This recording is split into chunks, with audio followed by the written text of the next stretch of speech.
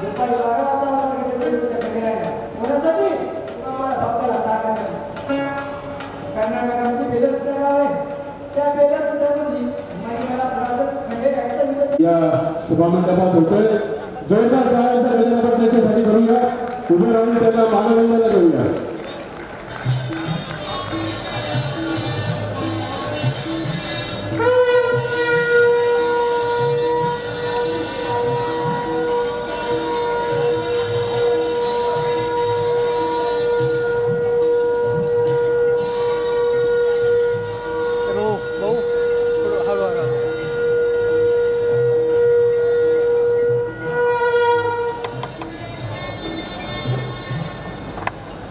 मंगलध्वनी अर्थात शंखनादानं मान्यवरांचं आगमन सभास्थळी होतोय. पुनश्च तमाम शिवप्रेमी नागरिक बंधूंचं आयोजन समितीच्या वतीनं हार्दिक सहर्ष स्वागत. स्वागतम स्वागतम सुस्वागतम.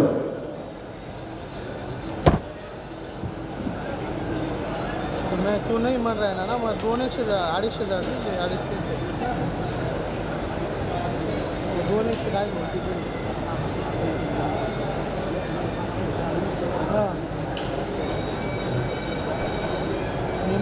नूतन मराठा महाविद्यालय जळगाव आणि इतिहास प्रबोधन संस्था महाराष्ट्र यांच्या संयुक्त विद्यमान आयोजित विश्वातल्या पहिल्या बनलेल्या अखिल भारतीय श्री शिवचरित्र साहित्य संमेलनात उपस्थित असलेल्या सर्व मान्यवरांचं,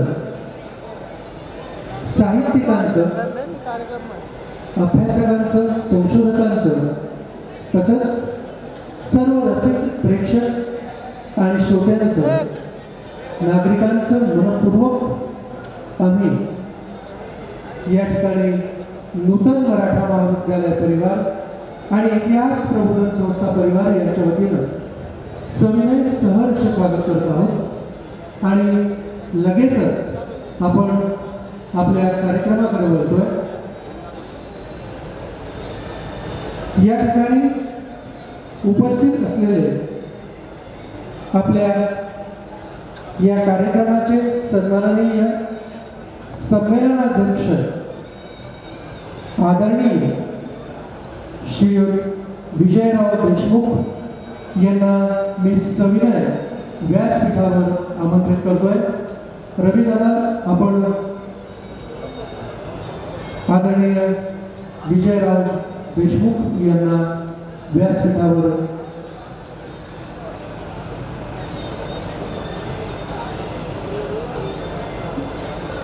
यानंतर मी आमंत्रित करेन आपल्या संमेलनाचे सन्माननीय उद्घाटक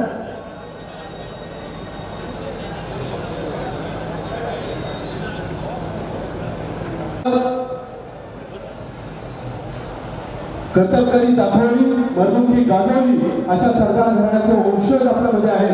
जोरदार टाळ्यांचा आदरणीय व्यासपीठ आणि उपस्थित रसिक प्रेक्षक आणि श्रोते, जवळपास 350-400 वर्षांपूर्वीचा तो काळ होता. तोच काळ जेव्हा माझ्या शिवबानं या मराठी मुलखाला स्वाभिमान शिकवला. माझ्या छत्रपती शिवाजी महाराजांनी स्वराज्य निर्माण केलं.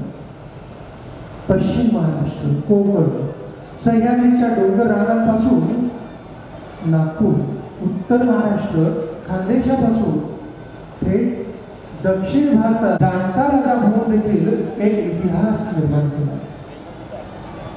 अनेक ज्येष्ठ साहित्यिकांनी आणि इतिहास संशोधकांनी एवढंच नाही तर इतिहासाच्या पोवाडा लिहिला तर कुणाला शाहिरी माझा शिवबा गावचा. हजारो ग्रंथ, पुस्तकं, काव्यसंग्रह आणि रचनात्मक साहित्य निर्माण झालं. युगाला पुन्हा नवीन झळाळी देणारं पहिलं अखिल भारतीय श्री शिवचरित्र साहित्य संमेलनाचं भव्य दिव्य आयोजन या आपल्या जळगाव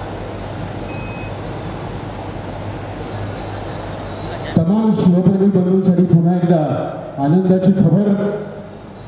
आपल्यामध्ये नेताजी पालकर यांचे सध्याचे वंशज जे आहेत विक्रमजी पालकर यांचं आगमन झालेलं आहे. मी जोरदार टाळ्यांच्या गजरामध्ये त्यांना मंचावर निमंत्रित करतो. शिवरायांचा 8वा प्रताप, शिवरायांचा 8वा साक्षेप भूमंडल, शिवरायांचे कैसे कैसे सकल सुखांचा केला त्याग, मनोनी साधे जो योग, राज्य साधनेची लगबग तृणवत मानावे, ही लोकी परलोकी वरावे, कीर्ती रूप निश्चयाचा महामेरू, बहुत जनांसी आधार, श्रीमंत योगी पुण्यश्लोक छत्रपती श्री शिवाजी महाराज की धर्मवीर छत्रपती श्री संभाजी जय शिवराय.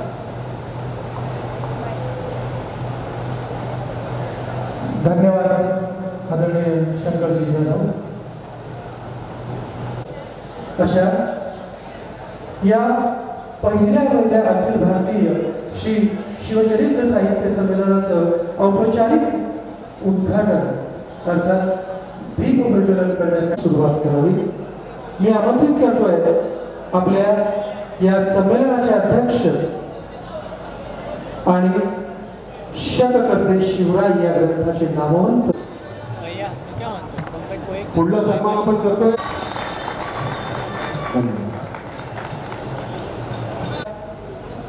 पालखीमध्ये सहभागी झालेल्या सर्व चिमुकल्यांचं सुद्धा मी आयोजकांच्या वतीनं सर्व पत्रकार तसंच ज्येष्ठ श्रेष्ठ नागरिक जे या ठिकाणी उपस्थित आहेत त्यांचं मी या ठिकाणी आयोजकांच्या वतीने मनापासून स्वागत करतो.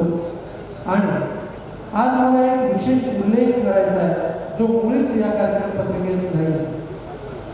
मला कोणी हे सांगितलेलं नाही, कोणी सुचवलेलं नाही, पण तरी सुद्धा मला बोलवल्याशिवाय राहवलं जात नाही. मी मनापासून सांगेन की एवढं जे भव्य दिव्य आयोजन आपण आज या ठिकाणी बघतोय अनुभवतोय याच्या मागे 3 व्यक्तींना मी रोज बघत होतो जे दिवसातला प्रत्येक क्षण, प्रत्येक मिनिट, प्रत्येक वेळ शिवचरित्र साहित्य संमेलन डोक्यात घेऊन फिरत होते. नव्हे, झोपल्यानंतर सुद्धा कदाचित डोक्यात या शिवचरित्र साहित्य संमेलनाचेच विचार त्यांच्या सुरू होते. आणि ते महत्त्वाचे व्यक्ती होते आदरणीय रविदादा पाटील, जे इतिहास प्रबोधन संस्थेचे या ठिकाणी ते विश्वस्त म्हणून काम करतात. तर या समितीमध्ये काम करत असलेल्या सर्वात महत्त्वाच्या व्यक्ती होत्या सौ भारतीताई साठे, ज्यांना मी बघत होतो जेवण खाणं पिणं घर सगळं काही विसरल्या होत्या आणि केवळ साहित्य संमेलन एवढाच भाग त्यांच्या डोक्यात होता. एवढंच कशाला या महाविद्यालयाचे आदरणीय प्राचार्य डॉक्टर एल शिवाजीराव भोसले, सर्व मान्यवर, हिंदवी स्वराज्य या ॲपचं उद्घाटन या ठिकाणी करत आहे.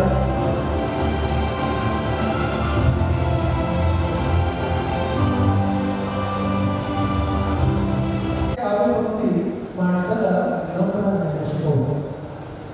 आणि आज ज्यावेळेस आदरणीय प्राचार्य डॉक्टर एल पी देशमुख यांचं मी भाषण ऐकत होतो त्यावेळेस जाणवलं की खरंच सण मोठे आहेत, कारण त्यांच्यासाठी नम्रपणा. त्यांनी ज्यावेळेस फक्त आपलं नाव ऐकलं त्यावेळेस त्यांनाही जाणवलं याचं श्रेय माझ्या संपूर्ण टीम आणि खऱ्या अर्थानं प्रातिनिधिक स्वरूपात जरी मी नावं होती असतील तरी आपल्याला सगळ्यांना ज्ञात आहे की एवढं मोठं कार्य करण्यासाठी हजारो माणसाची मदत असते. शतशः आनंद वाटतं. मी आमंत्रित करेन स्वागताध्यक्ष आदरणीय माननीय आमदार श्री राजू मामा. वेंकोजी राजे सांगते बरोबर आहे, तुम्ही विचारणं बरोबर आहे. आता महाराष्ट्रात पुणे जागे ते पण वडिलांचं आहे, मी पण त्यांच्या चिरंजीवी आहे. मला त्याच्या अर्ध भाग आहे. आम्हाला भेटण्यासाठी जाणार म्हणून एक ते एक बारीक आहे ते माधव पवार भाव आणि आपल्याला आरक्षण तर काय करणार म्हणून न सांगता निघून घेतले तंजावर. मग गावाकडं तुम्ही बघतोय तंजावर लास्टमध्ये तिथं त्याची मागवाडीनंतर जाऊन स्वतःचं पगडी देऊन एक काही 100 रुपये पैसे घेते. तो त्याच्यावर विचारतो परत पगडी कधी घेणार. ते सांगतात छत्रपती त्याला एक पत्र दिले तो ते दिले. मग ते पत्र घेऊन वेंकोजी राजाकडे त्याच्यात काय दिलं म्हणतात मग तुझ्या राज्य एकदम छान आहे ते आपण स्वराज्य काय अपेक्षा होतं ते कार्य काय होणार म्हणून सांग. वेंकोजी लगेच काय आणि आपल्याला तंजावर मराठा राज्य कसं होतं ते आपल्याला पुन्हा कल्पना कीर्तना कविता हे सर्व अजून पण तंजावरमध्ये सरस्वती महाल लायब्ररीमध्ये आहे. ते शहाजीराजांना म्हणतात. आता ते 3 महिन्यापूर्वी मुंबईहून ते नाटक ऑल इंडिया नाटक संमेलन लोक आलेले होते. शहाजीराजे 40 नाटक लिहिलेले होते. आपलं तंजावरमध्ये मराठी राज्य होते ते टायमात काय होतं मराठी लिहिणार नव्हते म्हणून ते काय केले ते नाटक केलं मराठी नाही तर तेलुगू मल्याळम नाहीतर मल्याळम लँग्वेज असणार मराठी स्क्रिप्ट असणार असे खूप आहे. आणि त्याचे वेंकोजीनंतर त्यांचा भाव तिसरा भाव सतोजी वाट ते भाव तर तंजावरमध्ये वेंकोजीचं मोठं राज्य केलं.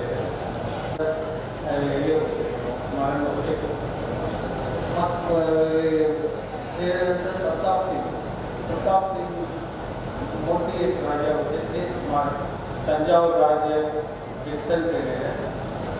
प्रताप सिंग पिरियडमध्ये इथून राजाराम औरंगजेबाने राजारामला अटॅक करायसाठी गेले. ते टायमात आजमपेठ म्हणून गावात असते. मग ते सांगते तंजावरमध्ये मी नाही राहणार मला सेंजीमध्ये जातो म्हणते. मग तंजावर प्रताप मराठी राज्य झालेलं होतं. 6 राजे केले.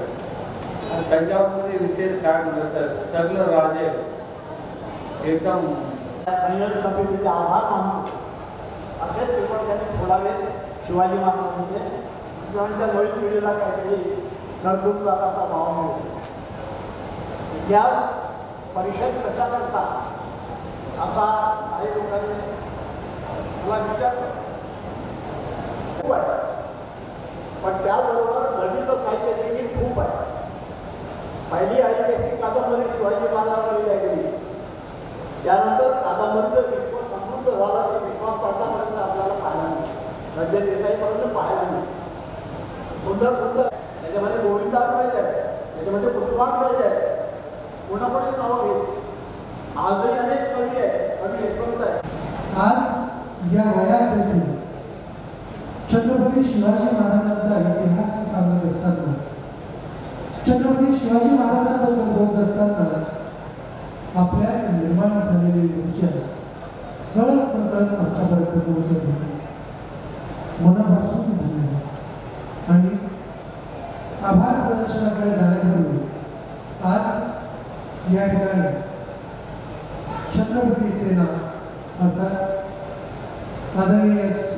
शिंदे, डॉक्टर अतुल सरवदे, आदरणीय दिलीप दादा पाटील, आदरणीय पी दादा पाटील, आदरणीय अविनाश जोशी, डॉक्टर महेंद्र कावडा, डॉक्टर चंद्रकांत लागे हे देखील आपल्यामध्ये या ठिकाणी उपस्थित आहेत, ज्यांचं अनमोल सहकार्य या संमेलनाला होतं. मनापासून आम्ही त्यांचे ऋण व्यक्त करतो आणि आभार प्रदर्शनासाठी आमंत्रित करतो आदरणीय भारतीताई साहेब. आपण नामदेव महाराजांनी जी पांडुरंग परमात्म्याची आरती केली वरती उभा आहे त्या विठ्ठल पांडुरंग परमात्म्याची वारी करणं म्हणजेच काय वारकरी, म्हणजे जगद्गुरु शंकराचार्यापासून ही पंढरीची वारी ही चालू आहे आणि त्याच्यात ही वारीची परंपरा केलेली आहे आणि ती परंपरा वर्षानुवर्ष चालत आहे. संत ज्ञानेश्वर महाराजांच्या घराण्यामध्ये जर पाहिलं तर त्यांचे आजोबा असेल, त्यांचे वडील विठ्ठलपंत असेल, रुक्मिणी माता असेल, त्यांनी सुद्धा ही वारीची परंपरा चालवलेली आहे. मग या असते आणि एक सुद्धा असते, अशा दोन्ही वारीला पंढरीची वारी करणं त्याला वारी म्हटले गेले आणि जो कोणी वारी करतो त्याला काय म्हणतात वारकरी.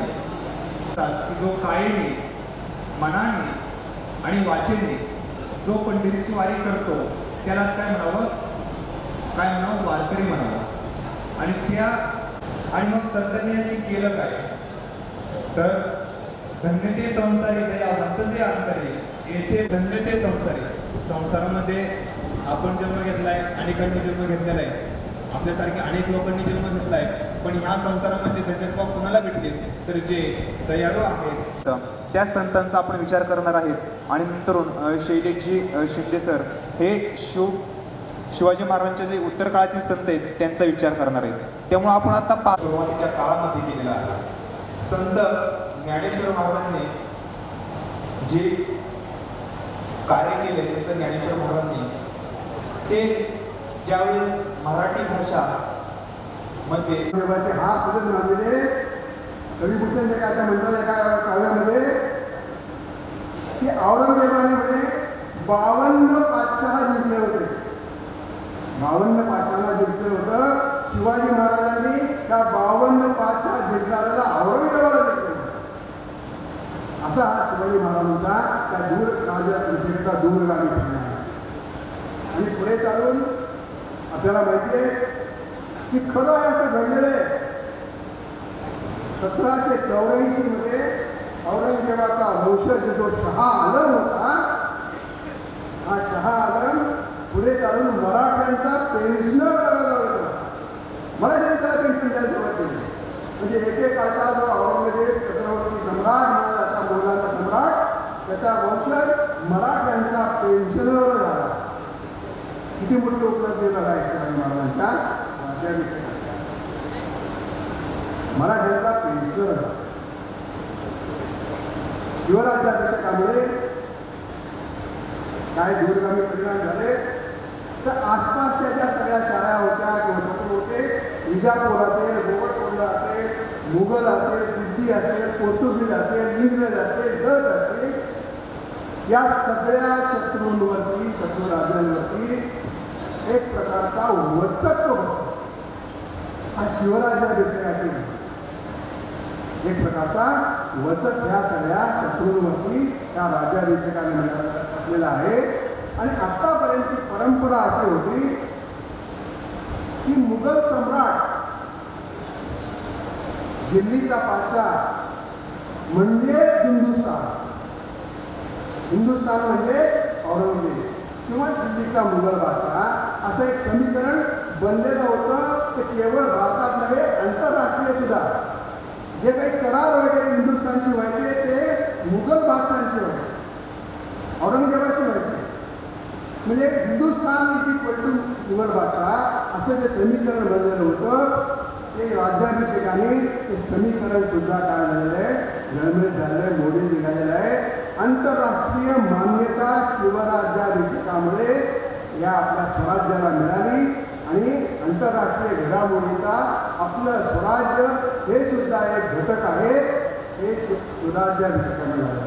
कारण सगळे हे जे आहेत ना, इंग्रज असेल, डच असेल, पोर्तुगीज होते सगळ्यांचे प्रतिनिधी शिवराज्याभिषेकाला हजर. अशा प्रकारे आंतरराष्ट्रीय मान्यता मिळाल्यामुळे केवळ मुघल सम्राट हा काय आहे आपल्या हिंदुस्थानचा बादशाह आहे किंवा त्यांचा तेवढं तोच आहे असं नाही आहे. आता हे स्वराज्य निर्माण करतात. अशा प्रकारचा सुद्धा संदेश या याच्यामधून गेलेला आहे. शिवराज्याभिषेकानंतर जसं तपकिराने वर्णन केलं, खरं म्हणजे स्वराज्य मिळाल्यानंतर काय करावं लागतं याचा परिपाठ महाराजांनी घालून दिलेला आहे. पण तो आपण सगळे विसरलो. अनेक उदाहरण त्यांनी सांगितलेले आहे. पहिलं महत्त्वाचं उदाहरण त्यांनी काय केलं असेल, आपल्या राष्ट्राची संस्कृती परंपरा जतन करण्यासाठी त्यांनी खाणाखुणा ज्या परकीयांच्या आहेत त्या पुसून टाकण्यासाठी काम केलं. अष्टप्रधान नेमलेले त्यांनी. अष्टप्रधान ही संकल्पना रामायणकालीन आहे. दशरथ रामाच्या एखाद्या राज्यात सुद्धा अष्टप्रधान असायचे. ही अष्टप्रधानाची संकल्पना शिवाजी महाराजांनी पुन्हा केली. नुसतं अष्टप्रधानाची सुरुवात केली नाही, तर त्या काळी जो सगळा राज्यकारभार शतकाच्या गुलामी गेली वेळे फारसी भाषेतनं चालायचा. सगळ्या राज्यकारभार सगळ्या राज्यांच्या भाषेवर चालायचा, पत्रव्यवहार चालायचा. तो फारसी भाषेतला राज्यकारभार कमी करून टाकला, बंद करावा म्हणून राज्य व्यवहार कोड संस्कृतमध्ये निर्माण केला. आता आपल्या तात्विक सांगितलं हे असं करायला लागतं. मुलांनी जी चिन्ह आहेत ती मिटवायला लागतात. हे आपण विसरलेलो आहे. अजूनही ज्या औरंगजेबाने लाखो लोकांच्या आमच्या कत्तली केल्या त्याच्या नावाचा रोड अजून दिल्लीमध्ये औरंगजेब रोड. काय झालं आत्ता कुठं या काही काळामध्ये काही शहरांची नावं बदलली चालली. ती गुलामीची ठिकाणी खरं म्हणजे आपल्या याच्यातलं 2 उदाहरण आहेत. एक संभाजीनगर झालेलं आहे आणि एक आमचं धाराशिव झालेलं आहे. असं व्हायला पाहिजे, गुलामीच्या ठिकाणी जायला पाहिजे. हे तर शिवाजी महाराजांकडे शिकायला पाहिजे. शिवाजी महाराजांचा राज्याभिषेक शिवराज्याभिषेक ही एक नव्या युगाची नांदी होती. शिवाजी महाराज ते युग प्रवर्तक होते आणि म्हणूनच त्यांनी नवीन शक सुरू केले, नवीन कालगणना सुरू केली आहे आणि त्याला शिवराज्याभिषेक शक असं नाव दिलेलं आहे. आत्तापर्यंत सगळ्यांनी जरी शक सुरू केले तरी स्वतःचं नाव दिलं. शिवाजी महाराजांचं महत्त्व लगा, मोठेपणा लगा, पण स्वतःचं नाव दिलेलं नाही. राज्याभिषेक असं कार्यक्रम म्हणजे आपण ज्यांच्यासाठी काम करतो त्याचा सन्मान झाला पाहिजे, राज्याचा सन्मान झाला पाहिजे. किती मोठी महत्त्वाची गोष्ट शिवाजी महाराजांनी आपल्या आचरणातून दिलेली आहे. मला एक उदाहरण आठवतंय. जेव्हा रामसेतू बांधला, लंकेला जाण्यासाठी रामसेतू बांधला, तेव्हा आपण त्याला रामसेतू म्हणतो. पण रामचंद्रांनी ज्यांनी तो बांधला त्याचं नाव त्याला दिलं नल सेतूचं नाव दिलं. नलाने नल त्यांच्या निमित्त त्यांच्या नल सेतू कार्यकर्त्यांचा त्या विराट याचा सन्मान झाला पाहिजे. स्वतः सगळं काही करून स्वतः काय राहायला दूर राहायला पाहिजे. ते शिवाजी महाराजांना त्याला शिकायला शककर्ते झाले शिवराज. दुसरे महत्वाचे नाणी, स्वतःचं चलन निर्माण केलं, नाणी निर्माण केली. शिवरायांचं ते अवघडपासून करत होते, पण नंतर फोन ही सोन्याचं आणि चांदीचं तिथं नाणी प्रदर्शन लावलं काम केलं. ते ट्रेन आपण बघितलं असेल. स्वतःचं चलन निर्माण केलं हे सुद्धा काय स्वतंत्र राज्याची गोष्ट असते. इंग्रजांना त्यांच्याशी करार करायचा होता तेव्हा त्याच्या कलमामध्ये शेवटचं असं कलम होतं की आमची नाणी तुमच्या राज्यात चालवावी, असा त्याला चालवण्याला परवानगी असाव्याचं कलम होतं. शिवाजी महाराजांनी तेवढं कलम उडवून टाकलं. तुमची नाणी नाही चालणार आमच्या राज्यामध्ये, आमची नाणी चालणार. आणि बाकीची त्यांच्या हे काय जी कलम होती ती मान्यता दिली. अशा प्रकारची दूरदृष्टी असणारा हा जो आहे आपला राजा आपल्याला लाभला. कृष्ण जोगेश्वरांकडून त्यांनी कर्ण कौस्तुभ म्हणून एक ग्रंथ घेऊन 95 कृती सुद्धा केल्या. अशा प्रकारे शिवाजी महाराजांच्या त्या राज्याभिषेकाचे काय केलेले आहे दूरगामी परिणाम आपण पाहिलेले आहे. ह्या सगळं करत असताना आर्थिक नीती म्हणून शिवाजी महाराजांनी काय विचार केला असेल. आपला हा कृषी प्रधान देश आहे. शेतकऱ्यांना बळीराजाला किती महत्त्व दिलं बघा शिवाजी महाराजांनी.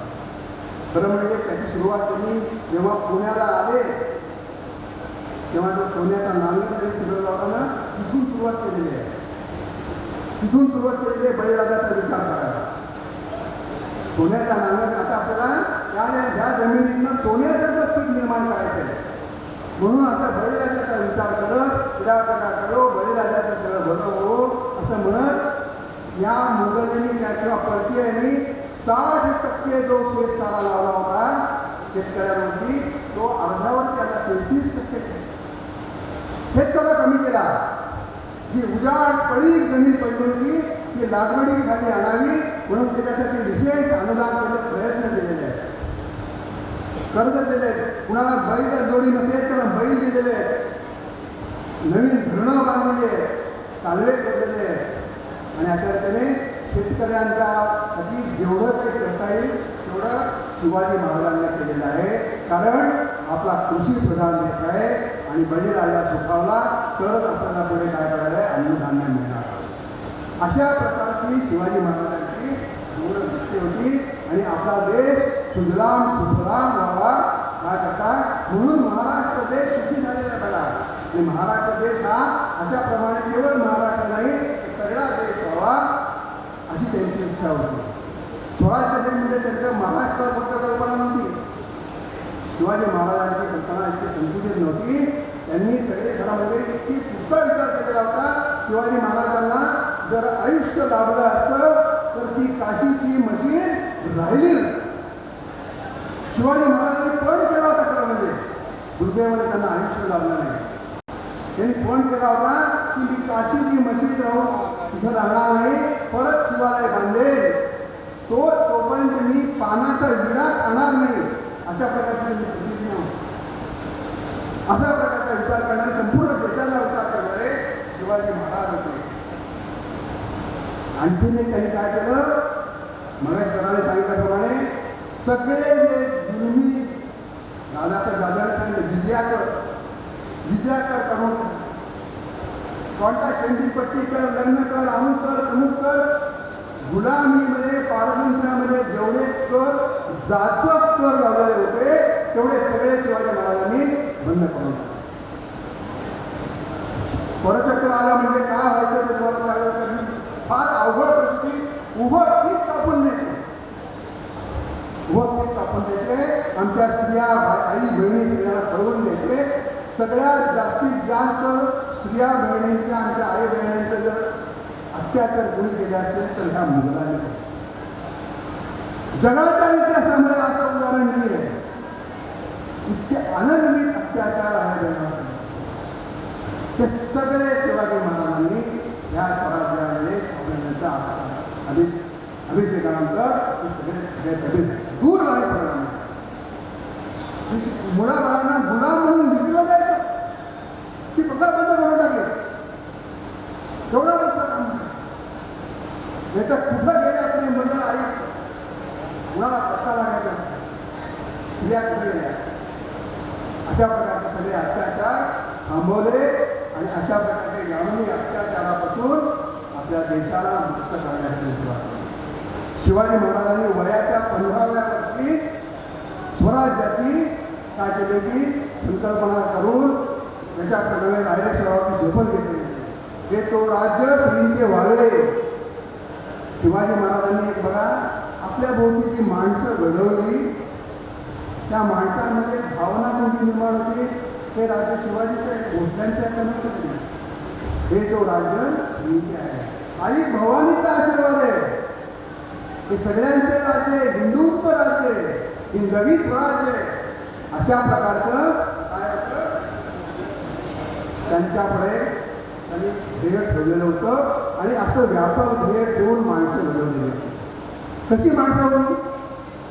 जीवाला जीव देणारी, घराघरावर तुळशीपत्र ठेवून स्वराज्य राष्ट्र सर्व कविता करणार आणि अशा प्रकारची माणसं सगळी घडवली.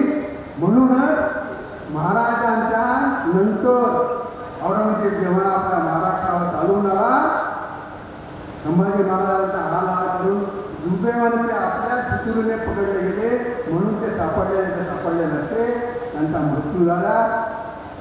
संभाजी महाराजांच्या मृत्यूनंतर सुद्धा राजाला मला जंजीमध्ये जाऊन बसावं लागलं, चित्र असायला घ्यायला लागला. महाराष्ट्राने ताराबाईचं नेतृत्व स्वीकारलं. काहीही झालं तरी तख्त आमचं राखलं गेलं पाहिजे हा विचार करून ही सगळी माणसं लढत राहिली. औरंगजेबाला 25 वर्ष 27 वर्ष या ठिकाणी या राज्यात चालावी लागली, पण तो जिंकला नाही, त्याला हार खावी लागली आणि इथल्याच मातीत त्याला झाला. अशा प्रकारे ही जी माणसं सगळी शिवाजी महाराजांनी निर्माण केलेली आहे ती महत्त्वाची आहे आणि अशी माणसं सगळ्या देशात निर्माण व्हावी म्हणून छत्रसालाला त्यांनी काय केलेली आहे, प्रेरणा दिलेली आहे. अशा प्रकारच्या शिवाजी महाराजांचा उदात्त हेतू होता आणि ते संपूर्ण हिंदुस्थानासाठी होता.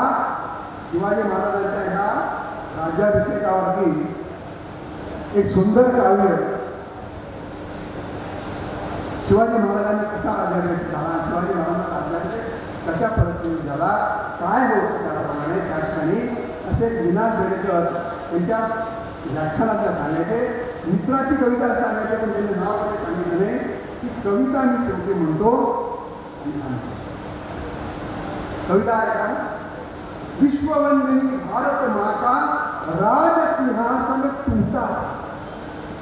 विश्ववंदिनी भारत माता राजसिंहासन टूटा था और पुनराभिषिक्त होने वाला यह राष्ट्र पुरुष शिवराया. पुनराभिषिक्त होने वाला राष्ट्र पुरुष शिवराया. यह सिंहासन रामकृष्ण का, यह सिंहासन रामकृष्ण का, इंद्रप्रस्थ यह धर्मराज. शालिग्राम चंद्रगुप्त का, पुलकेशी विक्रमादित्य. पौरस अशोक पृथ्वीराज का, गुरु अर्जुन राणा.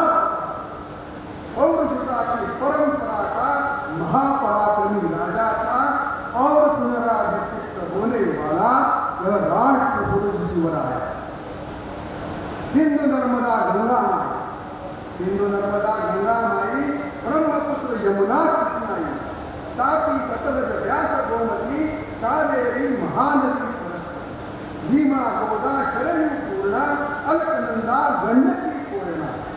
सप्त सिंधु सरसरिता संगम, रायदुर्ग पर होना था और पुनराभिषिक्त होने वाला राष्ट्र पुरुष शिवराय. तुकाराम और समर्थ आए, तुकाराम और समर्थ आए, धर्मराज के मार्ग दिखाए. काशी से गारा भटाए, राज्याभिषेक मुहूर्त लाए. दुर्ग दुर्ग दक्षिण के जाए, आज हमारे राजा. जैसे शुद्ध त्रयोदशी का दिन मंगल शुभ आया था और पुनराभिषिक्त होने वाला यह राष्ट्र पुरुष शिवराया था और पुनराभिषिक्त होने वाला यह राष्ट्र पुरुष शिवराया. छत्रपति शिवाजी महाराज की, भारत माता की.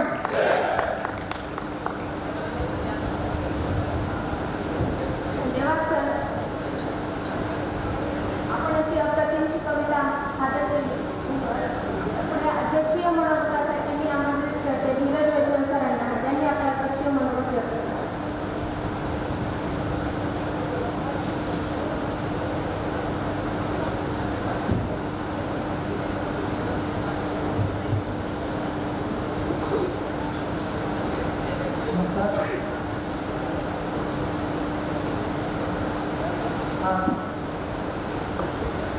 अखिल भारतीय शिवचरित्र साहित्य संमेलनाच्या या 4थ्या सत्रामध्ये शिवराज्याभिषेक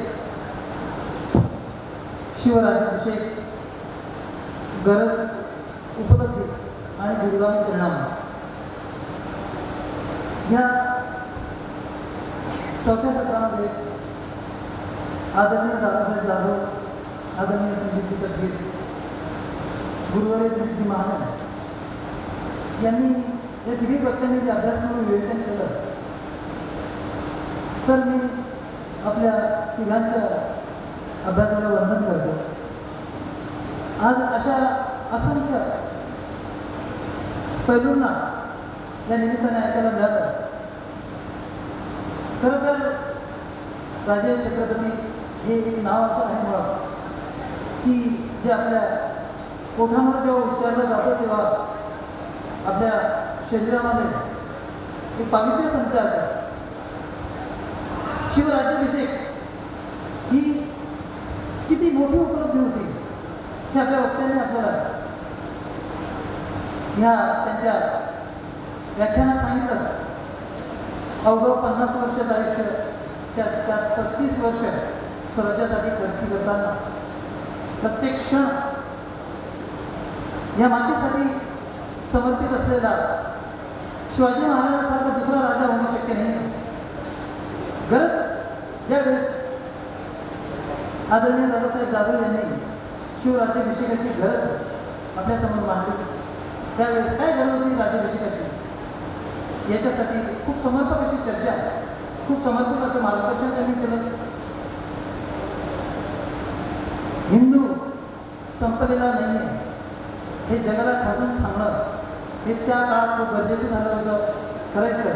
कारण त्या काळात संपूर्ण देशावर जेव्हा मोगलांचं राज्य होतं त्यावेळेस आपण आपली अस्मिता गमावून बसलो होतो, हे खूप खरं आहे. आणि हा तो काळ होता ज्यावेळेस निव्वळ केवळ शरीरावर जाणवं असलं तरी सुद्धा मुंकी छाटली जात होती. याच्यापेक्षा मोठी शिवराज्याभिषेकाची दुसरी गरज असू शकत नाही असं मला वाटतं. ज्यावेळेस हिंदूंची अस्मिता जगाला, या देशाला, या जगाला ठासून सांगण्याची ती किती वेळ होती. सर दादासाहेब आपण ज्यावेळेस आपली मांडणी केली त्यावेळेस महाराजांनी भान ठेवलं आयुष्यभर की ते मालक नव्हते, ते ट्रस्टी होते. हा एक संदेश आपण या आजच्या राजकारत्यांना दिलेला आहे. ही खूप मोठी गोष्ट आहे. We are not going to own, we have to serve. हा एक संदेश आपल्या राजकारत्यांना महाराजांनी दिलेला आहे. खूप खरं आहे. या राज्याच्या प्रतिनिधींनी धर्माची जतन केली पाहिजे, संस्कृतीचं रक्षण केलं पाहिजे. सनातन हिंदू धर्म हा कसा टिकवला जाईल, रुजवला जाईल याच्यासाठी महाराजांनी आयुष्य खर्च केलं. ही खरोखर गरज होती राज्याभिषेकाची. आपण बरोबर सांगितलं. विशेष एक गोष्ट नोंद करण्यासारखी या ठिकाणी आहे की जिजामातांनी सुद्धा, जिजामाता सर तुम्ही वाक्य बोलले ते मला खूप खूप माझ्या हृदयाला स्पर्श करून गेलं की जिजामातांना शिवरायांपेक्षा धर्मावर जास्त प्रेम आहे. आणि या धर्मरक्षणाचं काम ज्यावेळेस शिवाजी राजांनी आयुष्यभर केलं त्यावेळेस ती खऱ्या अर्थाने ही राज्यसेवा होती, मातृसेवा सुद्धा होती. ही एक खूप मोठी गोष्ट आपल्या मार्गदर्शन आम्हाला कळली, फार मोठी गोष्ट. हिंदुत्वासाठी आपण जगलं पाहिजे, गेलं पाहिजे. हे ज्ञान जगाला देण्यासाठी शिवराज्याभिषेकाची गरज होती. पृथ्वीवरील पापाचा भार नाहीसा व्हावा ही एक अलौकिक गोष्ट शिवराज्याभिषेकाच्या माध्यमातून आपल्या अध्ययनातून आमच्यापर्यंत पोहोचली. सर दादासाहेब की शिवाजी महाराजांचा जगण्याचा सार हा या भूमीवरील पापाचा भार कमी करणे ही होती. यापेक्षा मोठं मार्गदर्शन दुसरं काय असेल. जिजिया गडाविषयी आपण बोललात. महाराजांनी या जगाचा निरोप घेतल्यानंतरही त्यांना महाराष्ट्र काबीज करता आलं नाही. शिवराज्याभिषेकाची गरज ही अशा पद्धतीची होती की महाराजांनी असं स्वराज्य निर्माण केलं की महाराज असताना आणि महाराज नसताना, महाराज असताना तर सोडावं, महाराज नसताना सुद्धा शत्रूंना महाराष्ट्र काबीज करता आलं नाही. ही फार मोठी उपलब्धी, ही फार मोठी गरज त्या राज्याभिषेकाची होती. सर वंदन तुमच्या अभ्यासाला मला खूप प्रेरणा मिळाली. हा तो काळ होता ज्यावेळेस महाराजांनी हिंदू धर्माचं, सनातन वैदिक धर्माचं, वैदिक संस्कृतीचं पुनरुज्जीवन केलं. संस्कृत भाषा ही त्यांनी राज्यकारभारात स्वीकारली. हा एक आदर्श आजच्या राजकारण्यांसाठी आहे. आज आपण भाषा प्रांत यांच्या छोट्या गोष्टींवर मतभेद करायला लागलेलो आहोत. सर, तुम्ही जी खंत मांडली ना, ती माझ्यासुद्धा अंतःकरणाला पोहोचली. मला एक दिवाळी लागली ज्यावेळेस तुम्ही बोलले की ह्या शिवचरित्र साहित्य संमेलनाला ही जी संख्या आहे त्यावेळी तुम्ही जे भाष्य केलं, सर कुठेतरी आपण कमी पडतो. मला सरांनी बोलताना ही खरं तर आयोजकांचं याच्यामध्ये अभिनंदन आहे की त्यांनी जगात पहिल्यांदा हे शिवछत्रपती साहित्य संमेलन घडवून आणलं. आणि हा जो पवित्र यज्ञ आहे हा कायमस्वरूपी सुरू असावा याच्यासाठी प्रयत्न करणं हे आपलं सगळ्यांचं काम आहे. या ठिकाणी मी ठासून सांगितलं. दुसऱ्या सत्रामध्ये संदीपजी तटकीर यांनी राज्याभिषेकी उपलब्धी याविषयी बोलताना खूप अप्रतिम असं मार्गदर्शन केलं. सर, राजगडावर 25 वर्ष घालवल्यानंतरही शिवाजी महाराजांनी रायगडावर राज्याभिषेक केला. ते जे वाक्य तुम्ही बोलले की रायगडाविषयी इंग्रजांचं असं मत होतं की जर रसद पुरेशी असली तर जगातली कुठलीच शक्ती रायगडाला जिंकू शकत नाही. वा, त्याला म्हणजे ही दूरदृष्टी राज्यकर्ता म्हणून छत्रपतींमध्ये होती. ही गोष्ट आज आपल्या मांडणीतून आम्हाला कळलं. छत्रपतींना, शिवरायांना, महाराजांना विष्णूचा अवतार मानलं गेलं. खरं सर, आज म्हणजे मला तर असं वाटतं की जेवढी गरज त्या काळात शिवरायांची होती तेवढी मला आजही जाणवते आणि जास्त जाणवते प्रकर्षाने. खरं ते महाराज वेगवेगळ्या महापुरुषांनी महाराजांना विष्णूचा अवतार म्हटलं, महादेवांचा अवतार म्हटलं, याच्यात काही चुकीचं नाही आहे. आयुष्यातला प्रत्येक क्षण ज्यांनी समाजासाठी आणि देशासाठी आणि या मातृभूमीसाठी धर्माच्या रक्षणासाठी जगलेला आहे तो माणूस परमेश्वरापेक्षा कसं काय कमी असू शकतो. युधिष्ठिर, विक्रम, शालिवाहन यांच्या जोडीचे छत्रपती राजे म्हटले गेले. ही अगदी योग्य अशी तुलना महाराजांची या महान राजांसोबत केली गेली. तुकाराम महाराजांनी, स्वामी समर्थ रामदासांनी शिवरायांना गौरविलं. त्यांच्या वेगवेगळ्या अभंगामध्ये समर्थ रामदासांनी तर त्यांना जाणता राजा म्हटलं. हे अगदी योग्य आणि अत्यंत त्यांच्यासाठी गौरवास्पद भाव आहे. राजा रामशास्त्री भागवत यांनी त्यांच्याविषयी असलेले लोक तुमच्या मांडणीतून जगातली वेगवेगळ्या देशातली लोक ही महाराजांविषयी काय म्हणत होते हे आम्हाला जाणून ते महाराजांविषयीचा अभिमान द्विगुणित झाला. सर, या गोष्टी आमच्या वाचनात नव्हत्या किंवा आमच्या ऐकण्यात नव्हत्या की महाराजांविषयी देशातील लोकांनी काय म्हटलं याची कल्पना हे वाचनात कुठेतरी येतच. पण इंग्रज, डच, फ्रेंच, पोर्तुगीज यांनी काय म्हटलं होतं त्यांच्याविषयी काय गौरवकार होते हे जाणून आम्हाला बऱ्यापैकी महाराजांविषयीचं चरित्र अजून अभ्यासाला प्रेरणा मिळाली. महाराजांना क्षत्रिय महाराजांच्या राज्याभिषेकाची उपलब्धी काय होती या विषयाची मांडणी करताना त्यांचं क्षत्रिय सिद्ध असं म्हटलं गेलं होतं की त्या काळात क्षत्रिय अस्तित्वात नव्हते. त्यांना अगोदर विधिवत क्षत्रिय केलं गेलं आणि मग क्षत्रियचे सगळे संस्कार झाल्यावर त्यांचा राज्याभिषेक करण्यात आला. या गोष्टीने खरोखर किती विचारपूर्ण पद्धतीने राज्याभिषेक करण्यात आला आणि त्याची उपलब्धी किती मोठी होती हे आपल्याला या ठिकाणी लक्षात येतं. सर्व जगावर इंग्लंड यांचं राज्य असताना, यांचं साम्राज्य असताना एक मराठी राजाचं राज्याभिषेक होणं ही जगाची धडकी भरवणारी गोष्ट होती. ही गोष्ट ही कदाचित सगळ्यात मोठी उपलब्धी आपल्या महाराजांच्या राज्याभिषेकाची असेल असं म्हणणं वावं ठरणार नाही. जिजामातांसाठी सुद्धा धर्मरक्षणाचं कार्य हे प्रायमरी होतं. अगदी त्याची प्राथमिकता त्यांच्या नजरेत जास्त होती आणि धर्मरक्षण हीच ह्या शिवराज्याभिषेकाची सगळ्यात मोठी उपलब्धी असं म्हणणं हे योग्य असेल असं मला वाटतं. सर, आपलं संदीपजी आपली जी मांडणी होती ती अभ्यासपूर्ण होती आणि आम्हाला त्याच्यातून खूप मोलाचं मार्गदर्शन मिळालं. आम्ही आपल्या ऋणात दिलीपजी महाजन शिवराज्याभिषेक दुर्गम परिणाम या विषयावर बोलताना त्यांनी आपल्याला अभ्यासपूर्ण असं विवेचन केलं. आज तयार सर जी खंत आपण आपल्या मांडणीच्या सुरुवातीला केली ती मला सुद्धा जाणवली की भारतीय मराठी साहित्य संमेलन 97 अखिल भारतीय मराठी साहित्य संमेलन जे अमरावतीला झालं त्याचा मी सुद्धा एक अविभाज्य घटक होतो. मला जाणवलं की आणि सर ही खंत अगदी योग्य मी मांडली की साहित्य संमेलन कुठलीही असो हिंदू वैदिक हिंदू धर्मातील सनातन धर्मातील कोणतंही धार्मिक कार्य जर गणेश पूजनाशिवाय होऊ शकत नसेल तर कुठलंही साहित्य संमेलन हे शिवरायांच्या कार्याचा गौरव झाल्याशिवाय होऊ नये.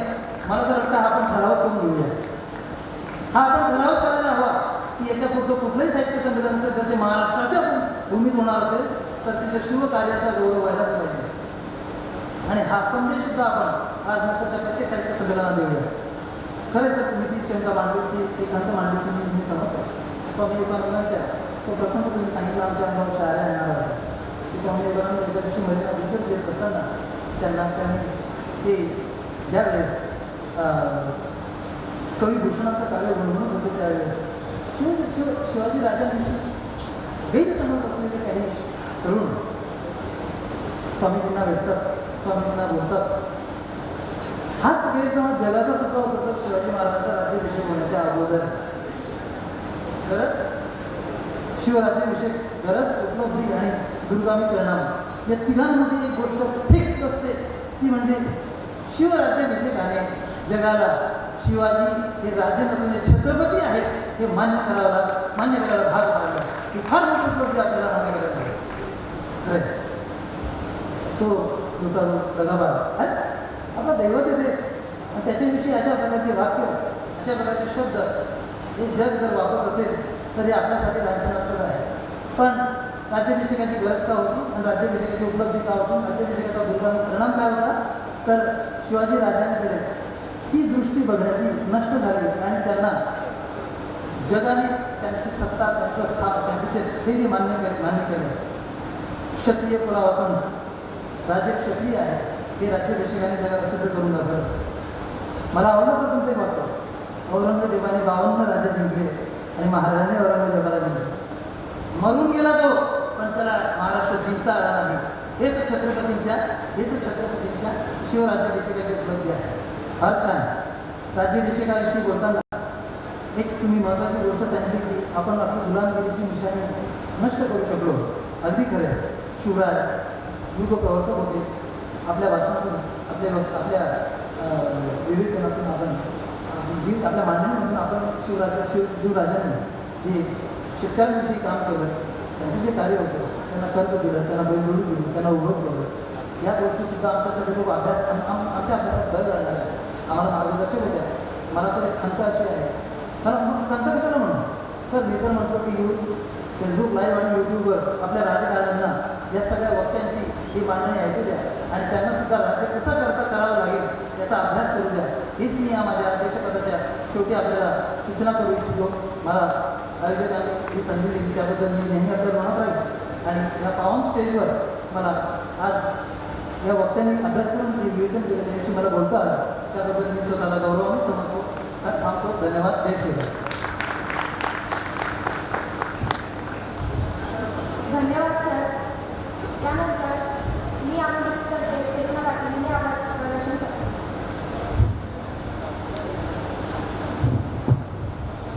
आजच्या सत्राचे वक्ते आदरणीय प्राध्यापक डॉक्टर दादासाहेब जाधव यांनी श्री शिवराज्याभिषेक गरज या विषयावर आपल्याला अनमोल असं मार्गदर्शन केलेलं आहे. त्यामुळे मी आयोजकांच्या वतीने त्यांचे मनपूर्वक आभार मानते. यानंतर आजच्या सत्र क्रमांक 4चे दुसरे वक्ते आदरणीय श्री संदीप तापके सर पुणे यांनी श्री शिवराज्याभिषेक उपलब्धी या विषयावर आपल्याला अनमोल असं मार्गदर्शन केलेलं आहे. त्यासाठी आयोजकांतर्फे मी त्यांचे मनपूर्वक आभार मानते. यानंतर तिसरे वक्ते आदरणीय श्री दिलीप महाजन सर यांनी शिवराज्याभिषेकाची दुर्गामी परिणाम या विषयावर आपल्याला अनमोल असे मार्गदर्शन केलेले आहे. त्यासाठी आयोजकांच्या वतीने मी त्यांचे मनपूर्वक आभार मानते. त्यानंतर आजच्या कार्यक्रमाचे अध्यक्ष डॉक्टर धीरज वैष्णव सर यांनी आमचे उद्बोधन केले, यासाठी मी त्यांचे आयोजकांच्या वतीने आभार मानते. धन्यवाद. आणि आजचे सत्र क्रमांक 4 संपले असे जाहीर करते.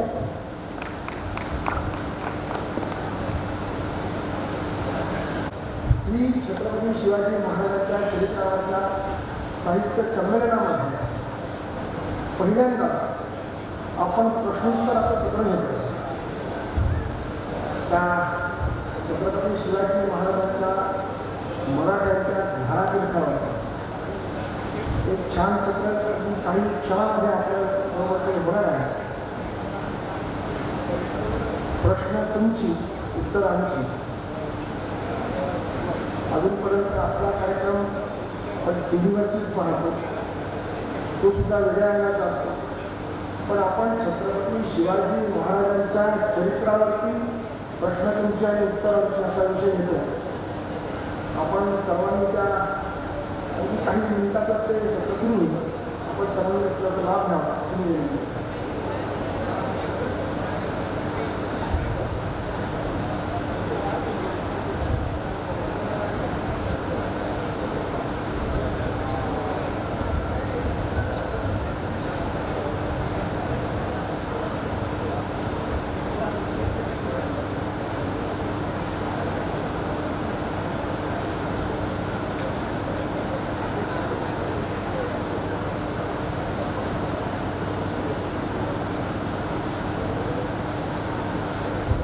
रात्री 8:30 वाजता अज्ञानदास छत्रपती शिवाजी महाराजांचा पहिला पोवाडा ज्यांनी लिहिला ते शाहीर अज्ञानदास, ज्यांना इतिहासामध्ये अजिनदास म्हणून देखील संबोधलं जातं. त्या अज्ञानदासांचे आजचे वंशज हरिदास यांचा इतिहास पोवाड्याचा कार्यक्रम होणार आहे. विषय आहे शिवकाळामधील लोक पावत चाललेल्या लोककला. हरिदास शिंदे साक्षात पोवाडा या विषयामध्ये उच्च विद्या निवशिक आहे.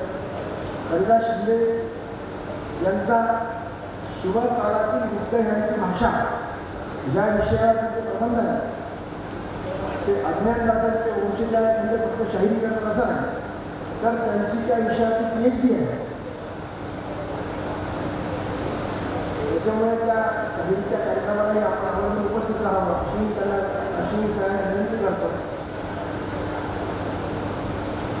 काही क्षणामध्ये ते सत्र सुरू होईल.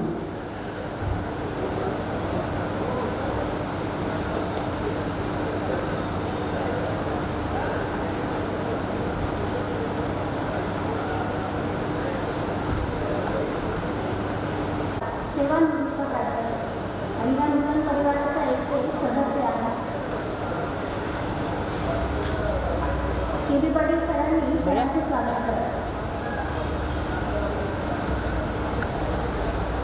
सर्वांनी टाळ्याच्या गजरामध्ये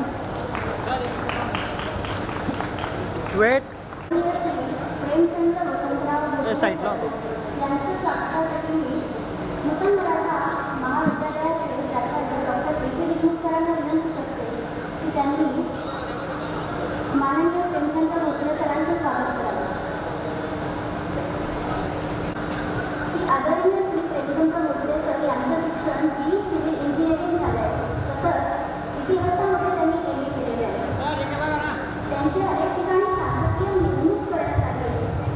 2009 ते 14 या कालामध्ये तज्ञ सदस्य आराखडा समिती, पुरातत्व विभाग, महाराष्ट्र शासन, तसेच दुर्ग संवर्धन समिती, पुरातत्व विभाग, महाराष्ट्र शासन, त्याचप्रमाणे महाराष्ट्र व मराठ्यांचा इतिहास याचा आढावा देखील त्यांनी दिलेला आहे आणि हा विषय त्यांचा आवडीचा आहे.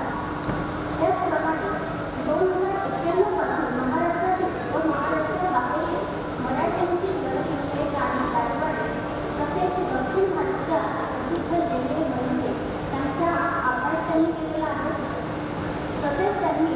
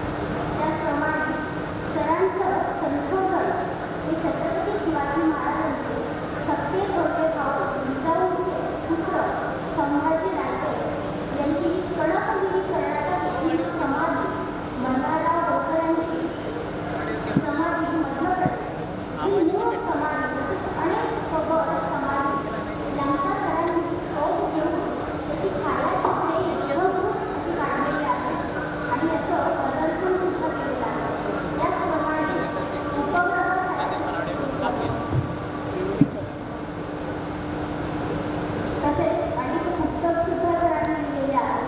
त्याचप्रमाणे सरांना अनेक पुरस्कार मिळाले. त्यातील महत्त्वाचा पुरस्कार लोकहितवादी गोपाळ आणि देशमुख पुरस्कार त्यांना मिळाला आहे. महाराष्ट्र ग्रंथोत्सव सभा पुरस्कार त्यांना मिळाला आहे. मराठा भूषण पुरस्कार देखील त्यांना मिळालेला आहे. खरं तर सरांचा परिचय हा खूप मोठा आहे. त्यांना लढवयांची आवड सुद्धा आहे. तर मी आता सरांचं मनपूर्वक स्वागत करते या कार्यक्रमामध्ये. त्याचप्रमाणे जे प्रश्न विचारणार आहे असे सर प्राध्यापक डॉक्टर S.S. पाटील सर. तर यांचे स्वागत राजेश आढाव सरांनी करावं असं मी राजेश आढाव सरांना विनंती करते की त्यांनी श्री N.S. पाटील सरांचं स्वागत करावं. राजेश आढाव सर. राजेश आढाव सर यांना विनंती करते की त्यांनी श्री N.S. पाटील सरांचं स्वागत करावं. येथे प्राचार्य म्हणून त्यांनी 12 वर्ष काम केलेलं आहे. ते कार्यरत आहे. त्याचप्रमाणे व्यक्ती आहे. त्याचप्रमाणे माझी अभ्यास मंडळ सदस्य उत्तर महाराष्ट्र रयत गणागत उत्तर महाराष्ट्र विद्यापीठ याचे ते माजी सदस्य देखील आहेत. राष्ट्रीय व आंतरराष्ट्रीय पातळीचे शोध निबंध त्यांचे प्रसिद्ध आहे आणि लेखन सुद्धा प्रसिद्ध आहे. तर मी सर्वांना पुन्हा विनंती करते की आपले दोघंही प्रमुख युवक पिढी यांचं टाळ्यांच्या यंत्रामध्ये स्वागत करावं आणि तुमच्या प्रश्नोत्तर जो रंजक असा कार्यक्रम आहे याला सुरुवात करावी असं मी आवाहन करते.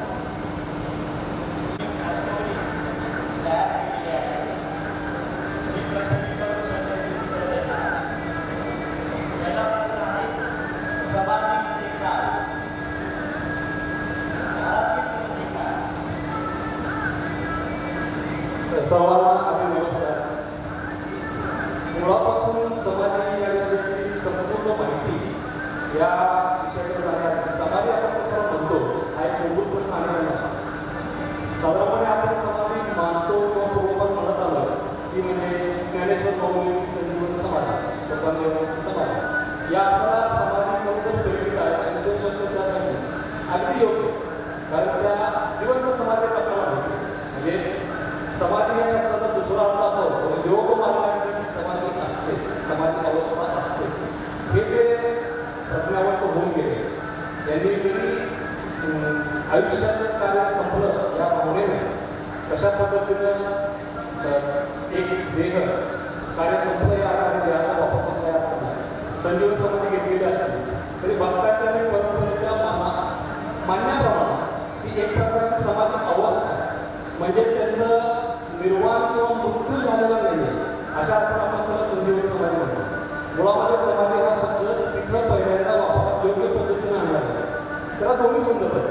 एक अजूनही ते जिवंत आहे त्यांचा लौकिक अर्थानं जरी श्वास संपूर्ण असला तरी त्यांच्या कार्याच्या रूपानं त्यांची जिवंत समाधी आपण सगळ्या जिवंत समाध्या म्हणतो ज्ञानेश्वर माऊलींच्या पासून.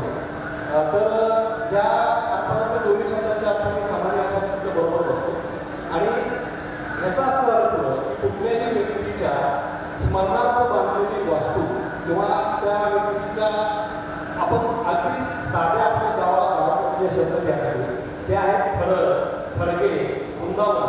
पण ज्याचं कर्तृत्व मोठं आहे त्यांनी या राष्ट्रासाठी काय केलं या समाजासाठी संस्कृतीसाठी काय केलं त्या व्यक्तीच्या फड्याला तुम्ही फळं म्हणू शकत नाही. साधं वरून घ्या तानाजी मालुसरेचं जे काय स्मृतीस्थळ आहे त्याला तानाजी मालुसरेची आपण समाधीच म्हणणार. कारण त्यांच्या शौर्याचं योग्य मान योग्य कदर त्या त्यांच्या शेवटच्या विश्रांती स्थानाला समाधी शब्द लावण्यामुळंच होतो. त्याला इतर शब्द लागू होत नाही. ही आपली त्या व्यक्तीच्या जे काही कर्तृत्व आहे त्याबद्दलची आपली भावना आपण व्यक्त करतो. पण मुळात समाधी हा शब्द संजीवन समाधी योगमार्गाची समाधी अशा अर्थाने आपल्या संत परंपरेतल्या ज्या संतांनी जिवंत समाधी घेतली त्याच्यासाठी वापर केला आणि तोच त्यानंतर पुढं अगदी अलीकडच्या काळापर्यंत सुद्धा जरी कुठल्या संस्थेचं निधन झालं नैसर्गिक निधन जरी झालं आणि त्यांच्या संस्कृतीचं उभा झालं तर आपण त्याला समाधीच म्हणतो तर त्या अर्थाने म्हणतो. धारातीर्थाचा अर्थ असा आहे, धार शब्दाचा अर्थ आहे नेहमीच आपण जी म्हणतो की धार किंवा कडा, पातळ अगदी धारदार जी असते तीक्ष्ण ती कडा. धार ज्या गोष्टीला आहे ती गोष्ट म्हणजे शस्त्र, शस्त्राला धार असते. त्यामुळं ती शस्त्राची धार हे एक प्रकारचं तीर्थ मानलं जातं. कारण शस्त्राच्या आघातामुळे लढाईमध्ये जर एखाद्या व्यक्तीचा मृत्यू झाला तर त्या अर्थानं ते धारा तीर्थ ठरतं. कारण शस्त्राने लढाईमध्ये लढणारा आलेला मृत्यू हा इतर कुठल्याही मृत्यूपेक्षा सर्वात श्रेष्ठ मानला जातो. त्या अर्थाने धारा तीर्थ हा शब्द रणांगणावरती तलवारीच्या किंवा शस्त्राच्या धारदार शस्त्राच्या धारेने जे तिथे त्याचा प्राण दिलेला आहे त्या अर्थाने धारातीर्थ असा तो वापरला जातो. आणि स्वराज्यगृहाची समाधीस्थळे पाकिस्तानाने सुरुवातीला सांगितलं, स्वराज्यगृहाची समाधीस्थळे अर्थात मराठी शाहीची धारातीर्थ. मग कितीतरी स्वराज्यगृहाची समाधीस्थळं असली तरी संपूर्ण मराठी शाहीच्या दृष्टिकोनातून हे आपल्यासाठी धारातीर्थ आहे, पवित्र आहे, पूजा आहे हे कळण्यासाठी त्याचा मागचा हा धारातीर्थ शब्दाचा असा. तर मला वाटतं समाजात धारातीर्थ पुढील शब्दाचा अर्थ पुरेसे स्पष्ट झाले असेल. जगातील आणि भारतातील सर्वात प्राचीन समाधीस्थळे सर्वसामान्यपणे उत्तर आपल्याला माहिती असतं, पण त्या समाधी आहेत त्यांना ते माहिती असतं. इजिप्तमध्ये जे पिरॅमिड आहेत सर्वांना माहिती, त्यामध्ये त्यांच्या त्यावेळेच्या फरोह जे राजांचे मृतदेह जतन केले. ते राजा वगैरे त्यांचा मृतदेह जतन करण्याची कारणं काही असतील ते राज्यकर्ते होते आणि त्यांची स्थिती पुढे ठेवायची. आणि ते राज्यकर्ते असल्यामुळे त्यांना कशा प्रकारचे बांधकाम प्रचंड सोन्याचे करणं, स्वतःची कधी फक्त स्वतःच नाव पुढे जावं म्हणून ताकद असेल तरी पण तशी गोष्ट करते. हेतू काही असेल की आपले जो काही इतिहास आहे त्याचा त्यामध्ये मृतदेहासह पाहायला मिळणारी ती समाधीस्थळं आहे की ज्याला आपण प्रॉपर एखाद्या व्यक्तीच्या मृतदेहाचं जतन करण्यासाठी बांधलेल्या इमारत या आपल्याला पाहू शकतो. तसंच तर आपल्या ह्या भागामध्ये जे काही उपक्रम झाले, इनामगावला झाले आहे, प्रकाशाला झाले आहे, तिथं अश्ववेगावरील लोक होते आपले पूर्वज, ते त्याच पद्धतीने दफन करायचे. तशी दफनस्थळं अनेक आहेत, पण ती दफनस्थळं आपण स्मृती मंदिरं म्हणून किंवा स्मृतीस्थळ म्हणून घेऊ शकत नाही. स्मृती कुणाची जपली जाते, त्याचं काहीतरी नाव असतं, त्याचं काही कर्तृत्व असतं किंवा तो एखाद्या उच्च दर्जाच्या मोठ्या पदाचा असतो. तशा इजिप्तनंतर पिरॅमिड हे जगाच्या इतिहासातील पहिली स्मृतीस्थळं ज्याच्यामध्ये व्यक्तीचा देहनिर्वाह देवा आहे. आणि आपल्या भारतामध्ये सगळ्यात प्राचीन उदाहरण आहे सम्राट अशोकाच्या काळात. अशोकाच्या काळामध्ये सांचीचा जो स्तूप बांधला गेला त्याचा काळ आहे इसवी सनापूर्वी 250 वर्ष. म्हणजे आज त्या गोष्टीला 2500 वर्षापेक्षा थोडासा जास्त काळ झालेला आहे. तर तिथं असं आहे की सांचीचा 3 स्तूप आहे, एक मोठा आणि 2 लहान. ज्यावेळी इंग्रज अधिकाऱ्यांनी 1879-80च्या सुमारास उत्खनन केलं काय आहे पण त्यासाठी त्यांनी पत्र दिलं नाही. 2 नंबर आणि 3 नंबरच्या स्तूपामध्ये पेट्या आढळल्या, अस्थि ठेवल्या आणि त्या पेट्यांच्या वरती त्यामध्ये अस्थि कुणाच्या आहे याची नावं कोरलेली. तर ती जी नावं आहे मोगलीपुत्र, सारीपुत्र, आपण ही जी बौद्ध धर्माचा अभ्यास आहे त्यांच्या नावं आपण केली आहे. सारीपुत्र आणि मोगला जी नावं आहेत ते बुद्धाच्या 3ऱ्या-4थ्या पिढीमध्ये जे शिष्य मंडळ आहे त्यांच्या अस्तित्वामध्ये ठेवलं होतं. आणि महत्त्वाची गोष्ट म्हणजे त्या अस्थित्या होत्या इंग्रजांनी फक्त लोकांची बारकाईची केली, तर त्या अस्थि ह्या दहनानंतरच्या अस्थि होत्या. याचा अर्थ त्या व्यक्तीचं मृतदेहानंतर दहन केलं आणि दहन केल्यानंतर आपण आपला ज्या अस्तित्वाला आवडतो किंवा अस्थि विसर्जन करतो त्याचा सगळ्यात पहिला आणि सगळ्यात सत्वावा हा बौद्ध स्तूपांच्यामध्ये म्हणजे भारतामधली सगळ्यात प्राचीन समाधीस्थळ ज्याच्यामध्ये अस्थि जतन केल्या ती म्हणजे आपण सांचीचे 2 स्तूप. मुख्य स्तूपामध्ये शोध घेण्याचा केला गेला होता, पण ती काही लागलेली असा रिपोर्ट आहे. कदाचित संशोधकाचा एक अंदाज आहे गौतम बुद्धांच्या अस्थि ज्या अशोकांनी सर्वत्र पाठवून स्तूप बांधले होते त्यातल्या काही अस्थि 1 नंबरचा स्तूप जो जगभरात प्रसिद्ध आहे त्या स्तूपामध्ये असा त्याचा अंदाज आहे. पण इतर 2 स्तूपामध्ये मात्र थेट अस्थि नावासकट काळासकट मिळाला. आपल्या भारतामध्ये समाध्या बांधण्याची अस्थि ठेवून बांधण्याची जी पद्धत आहे त्याचं मूळ इतकंच होतं. हा आपल्या भारतामधला अस्थि वरती बांधलेली वास्तू एका अर्थात समाज आहे, कारण ते पण धर्मप्रचार किंवा त्याच्या परंपरेमध्ये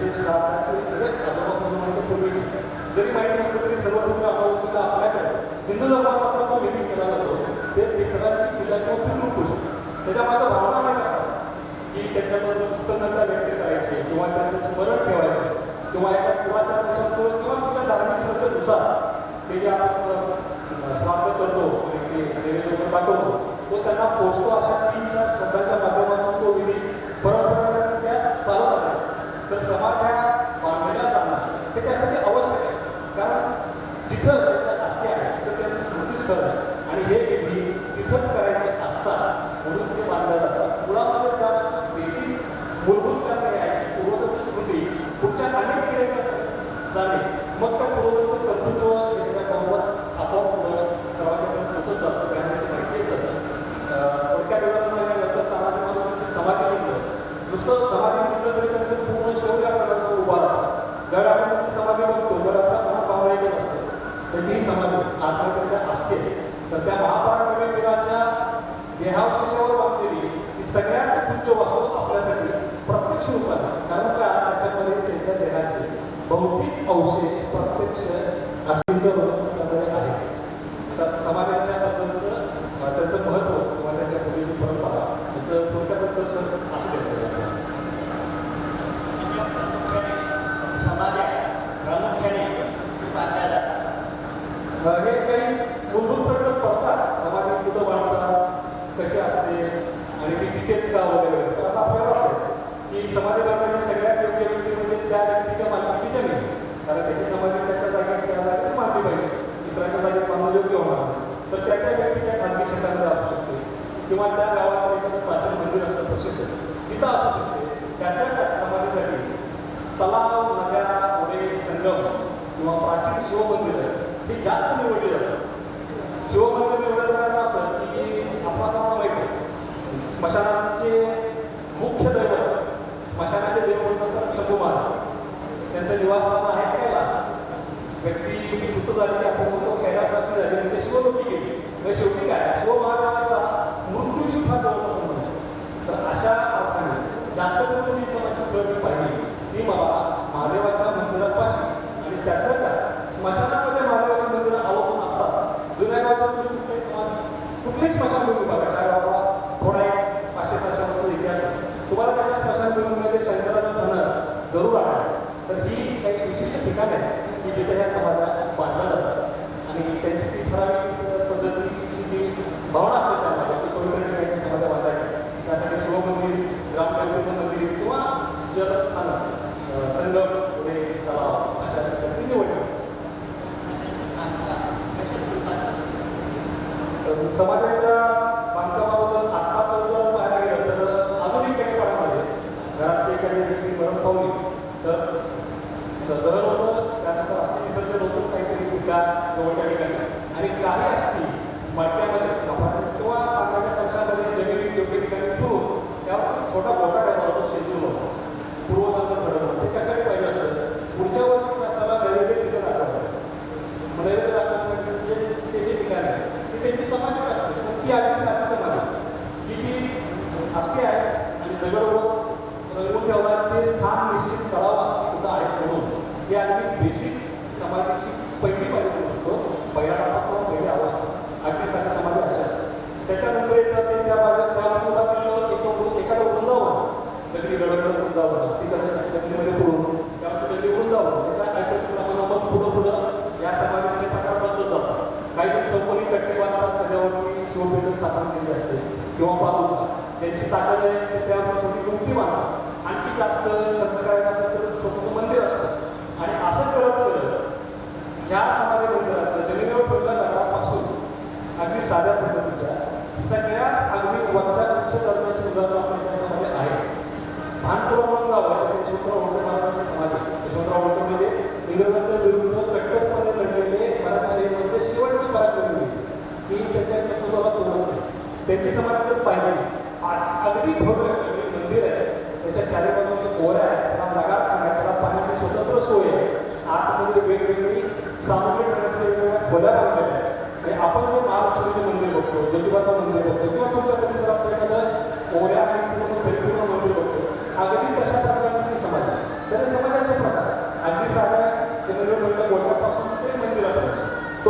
पण समाधीच आहे आणि ते मंदिर पण समाधीच आहे. तरी समाधीचे असे प्रकार काळानुसार ते करणाऱ्या व्यक्तीच्या ऐकतेनुसार इच्छेनुसार किंवा महत्वानुसार बदलले जातात. एखाद्या व्यक्तीची समाधी जशी निश्चित होती. आता आपल्याला एक प्रश्न नेहमी पडतो की आपल्याकडं ही अलौकिक समाधी यांचीच आहे हे कशावर चौकस वृत्तीचे लोक आपण नक्की विचारणार की उमरगामध्ये समाधी जाणारी माणूस यांचीच आहे याला पुरावा काय किंवा अगदी हाच प्रश्न मराठी साहित्यात किंवा त्या काळातल्या इतरही संतांच्या कुठल्याही व्यक्तीबद्दल विचार करतो की ही समाधी त्यांचीच कशावर. तर याला काही महत्त्वाच्या गोष्टीच्या संदर्भात म्हणजे पुरावे असतात. पहिला पुरावा असतो त्या व्यक्तीचा मृत्यू कशामुळे कुठे झाला आहे याची इतिहासामध्ये नोंद असते. तानाजी मालुसरे मृत्यू कुठं झाला कसा झाला आपल्याला माहिती आहे. त्यानंतर त्यांचा देह त्यांच्या गावी गेलेलं त्याचा पुरावा आपल्याला माहिती आहे. छत्रपती शिवाजी महाराजांचं दहन जगदीश्वर मंदिराच्या समोर केल्याचे प्रत्यक्ष पुरावे हे जे पुरावे आहेत या पुराव्यावरून त्या ठिकाणी असलेली समाधी ही त्यांचीच आहे. कारण फक्त त्यांचंच दहन किंवा त्यांचाच मृत्यू त्या विशिष्ट ठिकाणी झाला आहे किंवा त्याचे पुरावे आहेत हा मूलभूत पुरावा असतो. इथे आपल्याला ऐतिहासिक संदर्भातले कागदपत्रांचे पुरावे आपण विचारत होतो. कित्येक समाधी स्थळावरती त्या व्यक्तीच्या नावामध्ये रावराव आणि काळाची समाधी आहे माडा गावामध्ये आणि एक समाधी त्यांची आहे कमलाबाई मंदिर बांधलेली करमाळा खूप प्रसिद्ध आहे तिथे एक समाधी. तर मूळ समाधी काढण्यासाठी कशावर होतो तर त्या मूळ समाधीवरती वरच्या मजल्यावरती रावराव निंबाळकरांची समाधी म्हणून कोवलेलं जातं. म्हणजे इथे कसं होतं की तो पक्षी समाधीवर पुरावा होता. शिलालेखाचे पुरावे असलेल्या पण समाधी आहेत अशा अनेक प्रकारे आणि हे पण जर पुरावे असतील तर एक पुरावा मानला जातो तो म्हणजे राजाचे वंशज ते त्यांच्या पूर्वजांच्या समाजाची पूजा करतात. यात कॉमन सेन्सची गोष्ट अशी आहे की एखाद्या व्यक्ती त्याच्याच पूर्वजांची पूजा करते आणि ती पूजा करत असतो म्हणजे त्याच्यावर तुझ्या वडिलांनी तिच्या आजोबाने पंजोबाने आपण पंजोबाने पूर्वजांची समाधी म्हणून जी पूजा केलेली असते ती परंपरा तुटत नाही किंवा खंडित होत नाही किंवा त्यामध्ये इतर काही शंका घ्यायला वाव राहतात. त्याला परत दुसरे पुरावे जोडले जातात की समाधी त्यांच्याच जागेमध्ये असतात त्यांच्या मार्गाच्या जमिनीमध्ये असतात. असे पुरावे जोडून आणि परंपरा जोडून काही समाधी स्थळं आपल्याकडे निश्चित झाली की जी त्या वेळांची खूप प्रसिद्ध आहे. अशी उदाहरणं फक्त परंपरेप्रमाणे त्यांच्याच घराण्याच्या समाध्या. आता आपण जर पाहिलं तर खंडोबाच्या निंबाळकरांची समाधी स्थळं एकत्र आहेत. मुधोळकर गोरकरींची समाधी स्थळं एकत्र जातात काय त्यांच्या समाधी स्थळाची वेगळी स्वतंत्र जागा असते. पण त्याच्यामध्ये संगममावली छत्रपती घराण्याची समाधी स्थळं आपण घ्या. संगममावलीला छत्रपती शाहू महाराजांपासून महाराणा ताराबाई साहेब महाराणी यशोमती साहेब आणि पंतप्रतिनिधी वगैरे अनेकांची समाधी स्थळं एकत्र आहेत. त्यातल्या कुठल्याही समाधीबद्दल येत नाही किंवा त्या कुठल्याही समाधीला त्यांची समाधी आहे त्या ठिकाणी असं थेट कागदोपत्री स्थान निश्चित करणारा पुरावा नाही. तर ही कुठली समाधी कोणाची कळलं तर शाहू छत्रपतींच्या पूजेची जबाबदारी ज्या घराण्याकडे दिली होती त्या घराण्याकडे ते बाजूने जातं. येशूबाईच्या समाजाची पूजा पुरी करायची, महाराणा ताराबाई साहेबांची पुरी करायची, पंतप्रतिनिधीची पुरी करायची. ही घराणे त्यावेळी वतन घेऊन नेमलेले त्याचं कर्तव्य त्यांना जे दिले परंपरेनं ते त्यांनी ते फॉलो करायचं. आणि ह्या समाज पूजेचं असं असतं तिथं अशा काटेकोरपणे व्यक्तीला वतन दिलं असतं तर तिथं असं असतं की त्या व्यक्तीच्या स्वतःला किंवा पूजा करताना त्या व्यक्तीचं नाव घेऊनच ती पूजा करावी लागतं. आपल्याकडे कुठल्याही पूजेला ज्यावेळी ब्राह्मण वाचतात पूजेला त्यावेळी पहिल्यांदा तुमचं नाव विचारतात तुमच्या वडिलांचं नाव विचारतात कारण तुम्ही ते करताय आणि कोणासाठी करताय हे सांगूनच आपल्या कुठल्याही करायची कुठल्याही करायची सुरुवात आपली त्यातच असते. तर ही जी परंपरा हिला जरी प्रत्यक्ष कागदोपत्री पुरावा असला तरी हा पुरावा खूप स्ट्रॉंग आहे. कारण त्यांना त्या समाजासाठी ती जमीन किंवा एखादं वतन किंवा एखादी वार्षिक निवडणुकीची रक्कम दिली आहे ते कागदपत्र असतात ते सगळं असतात. तिथं मग आपल्याला शब्द घ्यायला वाव असतात. मग तिथं इतर कुठल्याही पुराव्यापेक्षा हा पुरावा फार स्ट्रॉंग म्हटला जातो आणि आपल्याकडं 80% समाज आहे या पद्धतीनंच निश्चित झाले आहे.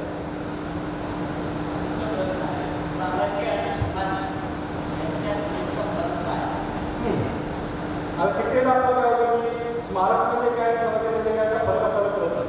पुन्हा एकदा त्याचं उदाहरण असतं कारण ते खूप प्रसिद्ध आहे. सिंहगडावरची जी छत्री आहे आता छत्रीसारखं छत केले नवीन त्याच्यामध्ये दगड मूळचा शिवकार्य तानाजीच्या काळचा काळचा त्या दगडावर चौकोनी आकाराचा आहे पूर्वी कामाचा आहे कमानी ठेवले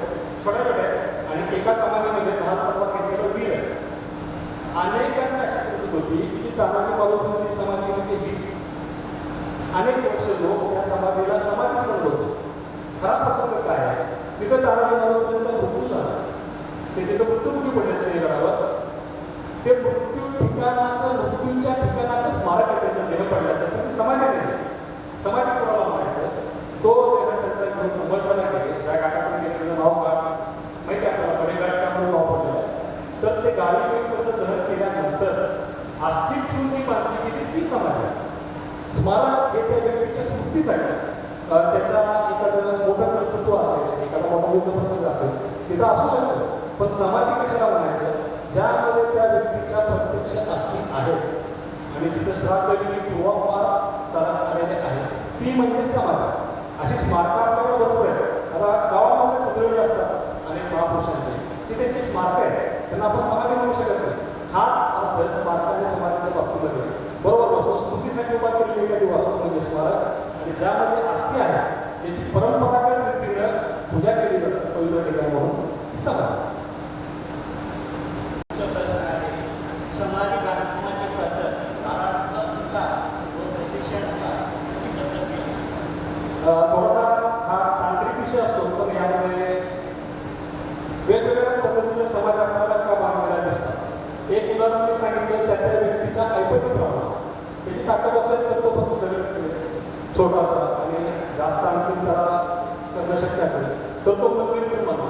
मुळामध्ये प्रत्येक पडतो बांधणाऱ्या व्यक्तीचं कशा असावी याबद्दल जे काही नियोजन आहे त्यातून वेगवेगळे प्रकार निर्माण होतो. हा पहिला भाग.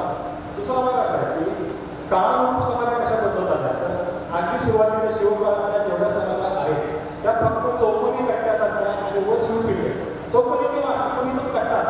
आता आपण पाहिजे महाराजांची समाधी बघतोय तो वरचा डोम आहे तो 1937 साली बनतात. मूळ समाधीचा तो डोम नाही. मूळ समाधी फक्त खाली जास्त कोणी चौथरा आहे तोच म्हणजे चौथरे बांधणार की. आता आपण कुठं आलो की या समाजाच्या विषयाला आपण शिवाजी महाराजांच्या कार्याच्या अनुषंगाने मराठी शाहीच्या काळामध्ये त्याच्या विषयाला मात्र वळतो. त्या काळात मुख्य विषय आहे तोच शिवचरित्र साहित्य संमेलन आहे. तर शिवकाळातील व्यक्तित्व समाजाबद्दलच जास्त सांगितले. पहिल्यांदा आलं तर कट्टा स्वरूपाचा समाज आहे. चौकोनी कट्टा बांधायचा शिवपिंडी किंवा पादुका. त्याच्यानंतर त्यामध्ये पुढे पुढे बदल होत कसे गेले की महाराजांच्या काळामध्ये धातून जास्त फार मोठ्या भव्य प्रमाणात समाधी बांधण्यावर कोकणा किंवा कोकणी सतत चाललेली युद्ध.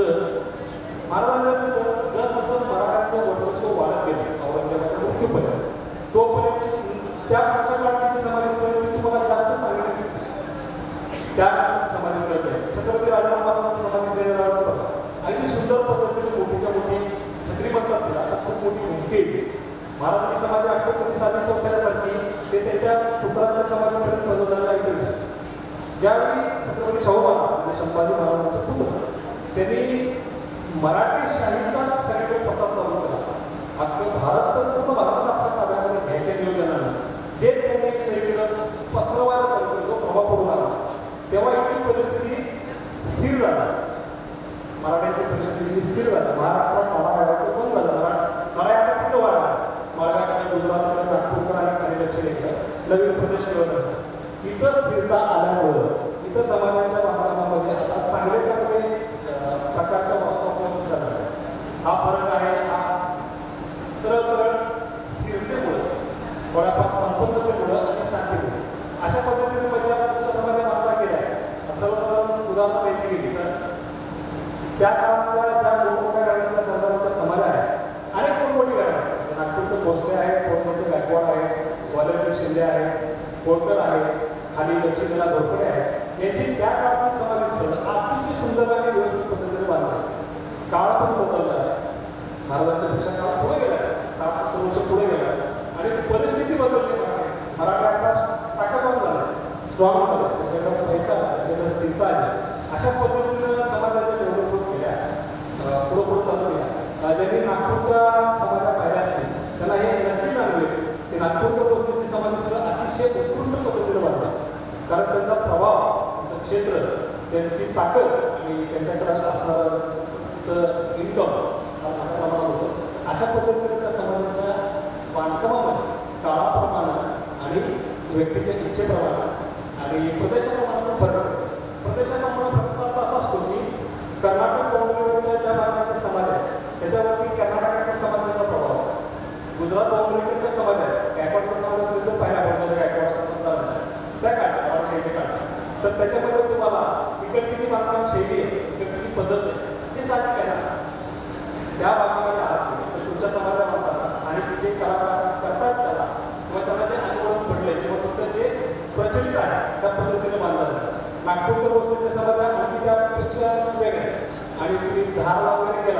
पवारांच्या समाज आहे त्या वेगळ्याच धार्मिक आहे. हे सगळे मराठाच, पण त्याच्या समाजामध्ये प्रदेश बदलल्यामुळे थोडे स्ट्रक्चर शैलीमध्ये फरक पडलेले आहे. आणि नंतर काय झालं, जसं मराठाचा उत्तर भारताशी किंवा हिंदुस्थानशी जास्त संपर्क आला तसं उत्तर भारतामध्ये प्रचलित असलेलं लक्षिका खाम कमानी महिला ज्या सगळ्या समाजकडे मंदिरात बघतो किंवा छत्री हा प्रकार आपल्याकडे बोलचा नाही आहे. खाम कमान हा प्रकार बोलचा नाही, तो तिकडून आपल्याकडे आला. त्या शैलीचा प्रभाव त्यांना आवडला, त्याच पद्धतीची बांधकामं आपल्याकडे पुढं चालू आहे. आणि मग ते आपल्याला कळलं की ही समाज जर अशी आहे खाम कमान छत्रीची तरी 100% मराठा काळात, कारण तो जी शैली ती आपल्याकडे आली की मराठा काळात आली, त्या त्या शैलीचा आपला संबंध होता, कारण त्यावेळी मराठी धर्माच्या पलीकडे गेले होते. असा हा प्रभाव. दुसरा ग्रंथ आहे वीरगड, स्मृतिशिळा, सतीशिळा आणि वीरमूर्ती शिल्प. ही नक्की काय प्रकार आहे? आपण आता समाजाकडे बघतो, याची सुरुवात झाली आहे साधारण 5व्या शतकामध्ये, म्हणजे आजपासून 5व्या शतक म्हटल्यानंतर आपण 1800 वर्ष तरी झाले. आपल्याला गावामध्ये काही वीरगड दिसतात, वीर शिल्प दिसतात, त्याला वीरगड म्हणतात. दगडी पाटा असतो, खाली एक लढाईचं शिल्प असतं, वर आणखी एक शिल्प असतं, त्या वेळेला आपल्याला स्वर्गाला घेऊन जातात. त्यानंतर शिवपिंडी पूजा करणारे व्यक्ती असतात. तुम्ही कुठल्याही जगामध्ये जो बातम्याने पाहिलं तर 2 कुठले दगड असतात, त्यावर ते प्रसंग पोहोचले असतात. 5व्या शतकापासून एखाद्या व्यक्तीच्या स्मरणार्थ जे काही पोरायचं आहे त्याची स्मृती जागृत करण्यासाठी त्याचा हा सगळ्यात बेसिक प्रकार आहे. त्याला वीरगड म्हणतात. ते हे वीरगड आपल्याकडं 5व्या शतकापासून 13व्या शतकापर्यंत. 13व्या शतकानंतर बंद का झाले? अल्लाउद्दीनच्या आक्रमणाकडे झालं, जगिरीच्या आक्रमण साम्राज्य नष्ट झालं. हिंदू पद्धतीची जी त्या पद्धतीची प्राचीन पद्धतीची मंदिर आणि वेगळं होतं ते बंद झाले. कारण त्यांना आशाने देणारे राजे संपले, त्यामुळे ती प्रथा बंद झाली. पण त्या वेगळ्यावर जे दिसतं एक वर असते शिवपिंड, खाली त्या वेळेला आपल्याला स्वर्गात घेऊन शिल्प आहे, वेगळं आहे. हेच आपल्याकडे समाजाची पुस्तकं आहे. एखाद्या व्यक्तीची समाधी करायची म्हणजे त्यावर काय असलं पाहिजे. सगळ्यात बेसिक आहे तो लढणारा वीर काढणं हा सगळ्यात सोपा मार्ग आहे की तो लढणारा दारात पडला.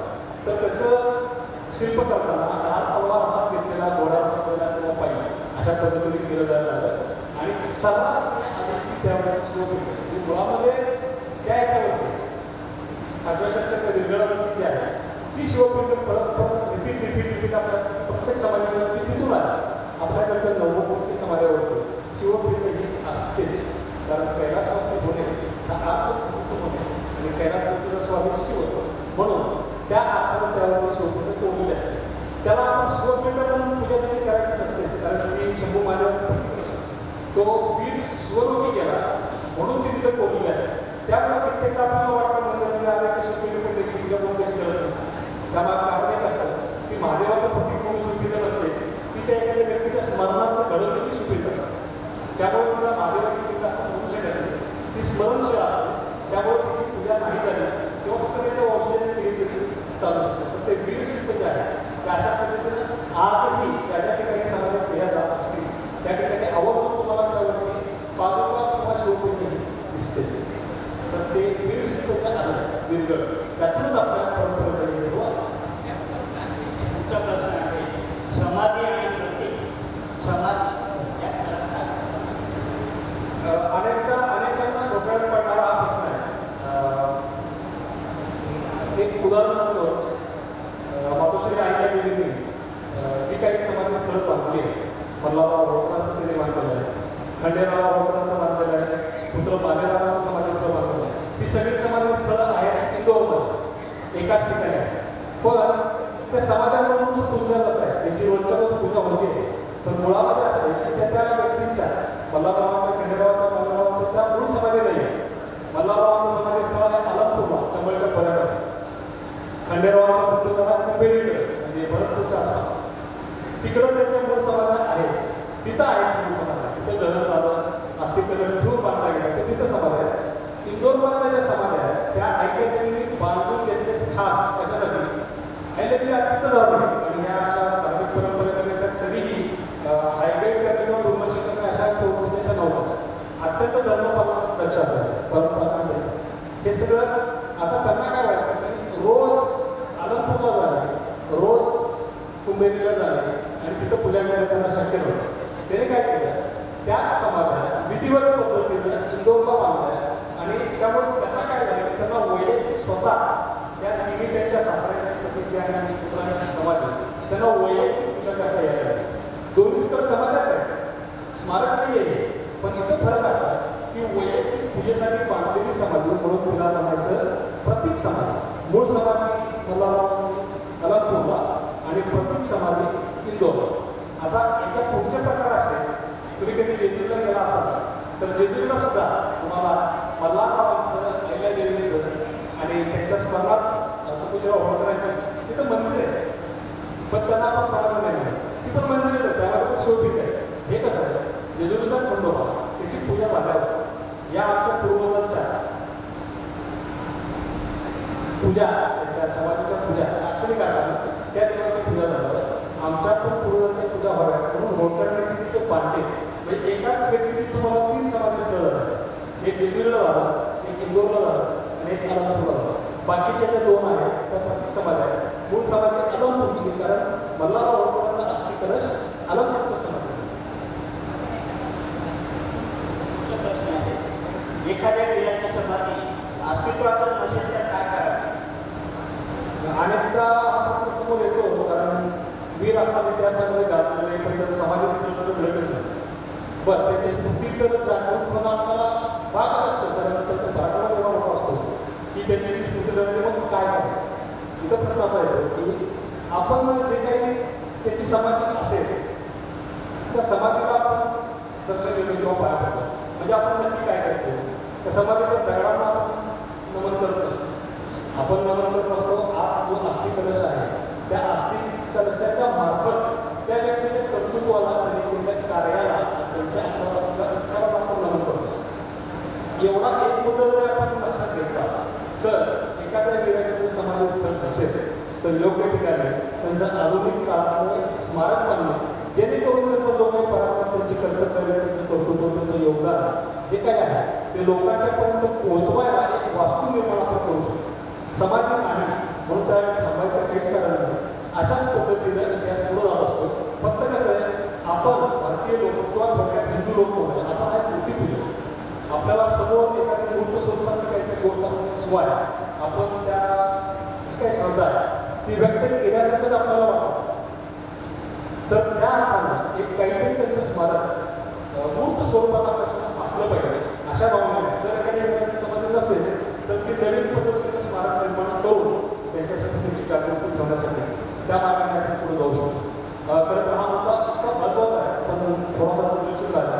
मराठी शाळेमध्ये घडलेल्या वीरांच्यापैकी 50% वीरांची समाधी स्थळच असू शकतो आणि पराक्रम खूप मोठे आहे, खूप मोठे पराक्रम, तर त्याची समाधी स्थळच नाही असा प्रकार होत असतो. अशा ठिकाणी काय करायचं तर आता जो मी मार्ग सांगितला त्या मार्गातूनच आपण असं जाऊ शकतो. पुढचा प्रश्न आहे, समाधीच्या खरेपणाबद्दल वाद असतील तर त्यावर उपाय काय?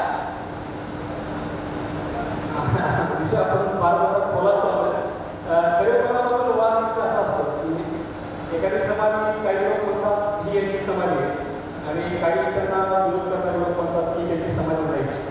तुम्ही सांगता खोटं आहे, म्हणजे एखादी गोष्ट वादामध्ये पाडण्यासाठी हे प्रयत्न चाललेले असतात. तर तिथे पण आपण पुन्हा मूळ भरभरतो कसे पाहिजे की ती समाधीची वास्तू हे तुम्ही फोकस केलं तरी का करू तरी करू त्या नात्यामध्ये तुम्ही काय विसरला, जे करायचे तिथे किंवा त्याला जे मान द्यायचं कशासाठी द्यायचं ते व्यक्तीचे कौतुक द्यायचं. अशा वेळी असं असतं की 2 मार्ग आपण असतात की समाधी ती त्यांची आहे म्हणणारे जे लोक आहेत त्यांनी त्या पद्धतीने त्याची पूजा चालू ठेवावी. दुसरा गट त्यांचा विरोध आहे, त्यांनी काय करावं, त्या व्यक्तीची दुसरीकडे समाधी असेल तर ती शोधून पुन्हा त्याची समोर आणावी, नसेल तर ती आहे ही मान्य करायची पुढे जावं. खरं तर मराठी शाहीच्या वीरांच्या इतिहासामध्ये हे असे किचकट प्रक्रिया यामध्ये का आहे तर समाजाचा विषय तेवढ्या ताकदीने अजून लोकांपर्यंत पोहोचलेला नाही. आता मी जरी विचारलं की आपल्यापैकी उपस्थितांना किती समाधान आहे, सर्वसामान्य ह्या विषयापासून दूर असलेले लोक ह्या विषयात त्यांना बऱ्यापैकी माहिती आहे तर फार कमी लोकांना उत्तर देत आहेत. आज लोक हे चित्र समोर येणार तेव्हा फक्त एकही भावना असल्या पाहिजे. जर एखाद्या समाजात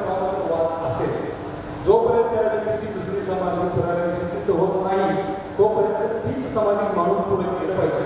आता नाही तर काय करूया आवाजामध्ये समाधी बांधायला लागते, त्याचा अर्थ काय होतो, त्या वेळाची स्मृती किंवा त्याचं कार्य तुम्ही थांबवता किंवा पश्चातापासाला तुम्ही फील झाला या उद्देशाने पाहायला गेले. पण अगदी वकिली पद्धतीने तुम्ही विचारलं कशावर समाधी करायची, तुमच्याकडे काय पुरावा आहे, हे काय ते काय. तर अशा वेळेस असं असतं की दुसरीकडे पण त्यांची समाधी नसेल आणि एकच परंपरेप्रमाणे सांगितलं जात असेल, तुम्ही सिद्ध करू शकता दुसरी आहे अवमुक्ती समाधी मानवता शेवटी पुराव्यापेक्षा मोठं करून असतं. जे असेल ते पुरावे सांगत असतात ते सगळ्यांना मान्य करावं. नसेल तर मात्र हा एकमेव मार्ग आहे की काही झालं तुम्ही त्या व्यक्तीची स्मृती खंडित करू नका. त्यासाठी 2 पावलं मागायला घेऊन जरी पुरावा तरी समाजात आपण पूजत असलो तरी तसंच ते चालू ठेवतो. पुरुषाची समाधी वेगळ्या प्रकारची असते का, याच्यात दुसरा प्रश्न याच्यात विचारलेला आहे. ब्राह्मणांच्या समाधीवर बाजूला आणि इतरांच्या समाधीवर पिंडी असते, हे खरे आहे का? आपल्याकडे होतं असं की जे जे आपण पाहतो त्याला काही ना काही आपण अर्थ शिकवायला जातो. प्रत्येक आपापल्याकडे अर्थ शिकवतो किंवा त्याला कोणीतरी दुसरं सांगतो किंवा तिथे गेल्यावर चौकशी करतो आणि त्याच्या कानावर जे पडतं तेच तो खरं मनात पुढं जातो. साधारणपणे आपल्याला असं वाटतं की स्त्री आणि पुरुष समाज वेगवेगळ्या पद्धतीने पाणी जात असतात. यामध्ये एक गैरसमज असा आहे की स्त्रीच्या समाजावरती पादुका असतात कोणत्या आणि पुरुषाच्या समाजावर शिवपिंड असतात. असे फार मोठ्या प्रमाणावर समजूत आहे.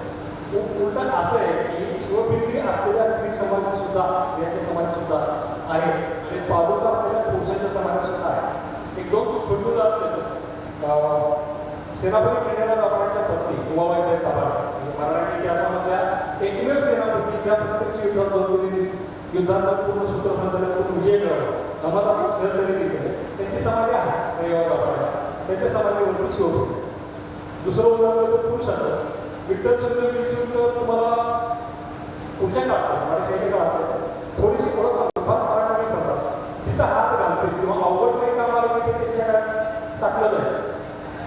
ग्वाल्हेर किल्ला एका दिवसाच्या जिंकला ते हे विठ्ठल चंद्र विंचूरकर म्हणजे जिंकली त्यांची जी समाधी आहे ते विंचूर नावाचं गाव आहे कशापासून त्याच्या समाधीवरती पाहून आहे. आता पटवर्धन जरा सगळ्यांना माहिती गणपती पुणेकर ऐकून लावलेला माहीत असतंच. तिथले जे गणेश भक्त आहेत सर्वांना पटवर्धन म्हणजे पटवर्धन म्हणजे मूळ पुरुष मराठी इतिहासात जे पटवर्धनाने प्रारंभ केले त्यांचे मूळ पुरुष म्हणून त्याला पटवर्धन त्यांची समाधी पुण्यामध्ये आहे. त्याच्यामध्ये पण पादुका असतात म्हणजे स्त्रीच्या समाधीवर पादुका असतात आणि पुरुषाच्या समाधीवर शिवपिंड असतात. त्याला काहीही आधार नाही. अशी जे गैरसमज आहे की ब्राह्मण व्यक्तीच्या समाधीवर शिवपिंड कधीच नसते. सर्वसामान्यपणे समजूत अशी की त्यांच्या समाधीवरती पादुका असतात त्याला विष्णू पद म्हणायचं. ही समजूत आली तिथलं की ब्राह्मण जात ही जास्त करून विष्णू भक्त विष्णू देवतेची पूजा करणारी आणि बाकीच्या ज्या जाती बौद्ध समाजाच्या काही म्हणून त्या शिवभक्त असं एक फार खोटेपणाचा सगळा प्रचार करून ठेवलेला आहे. त्यामध्ये काहीही अर्थ नाही. ब्राह्मण आणि इतर जातीच्या समाजाच्या ज्यामध्ये फक्त जातीनुसार काहीही फरक असतो. पहिले बाजारपेठेची समाधी आहे त्याच्यावरती आतमध्ये शिवपिंड त्यांच्या बंधूंची समाधी आहे पुण्याला जाफरांची त्यावरती पण शिवपिंड आणि कित्येक वेळ असे आहेत की ते ब्राह्मण जातीचे नाही पण त्यांच्या समाजावरती पादुका आहे. त्यामुळे कुठं तर असं कामावर पडलं की त्यांच्या ब्राह्मणांच्या समाधीवर हे असतं आणि ह्यांच्या समाधीवर हे असतं.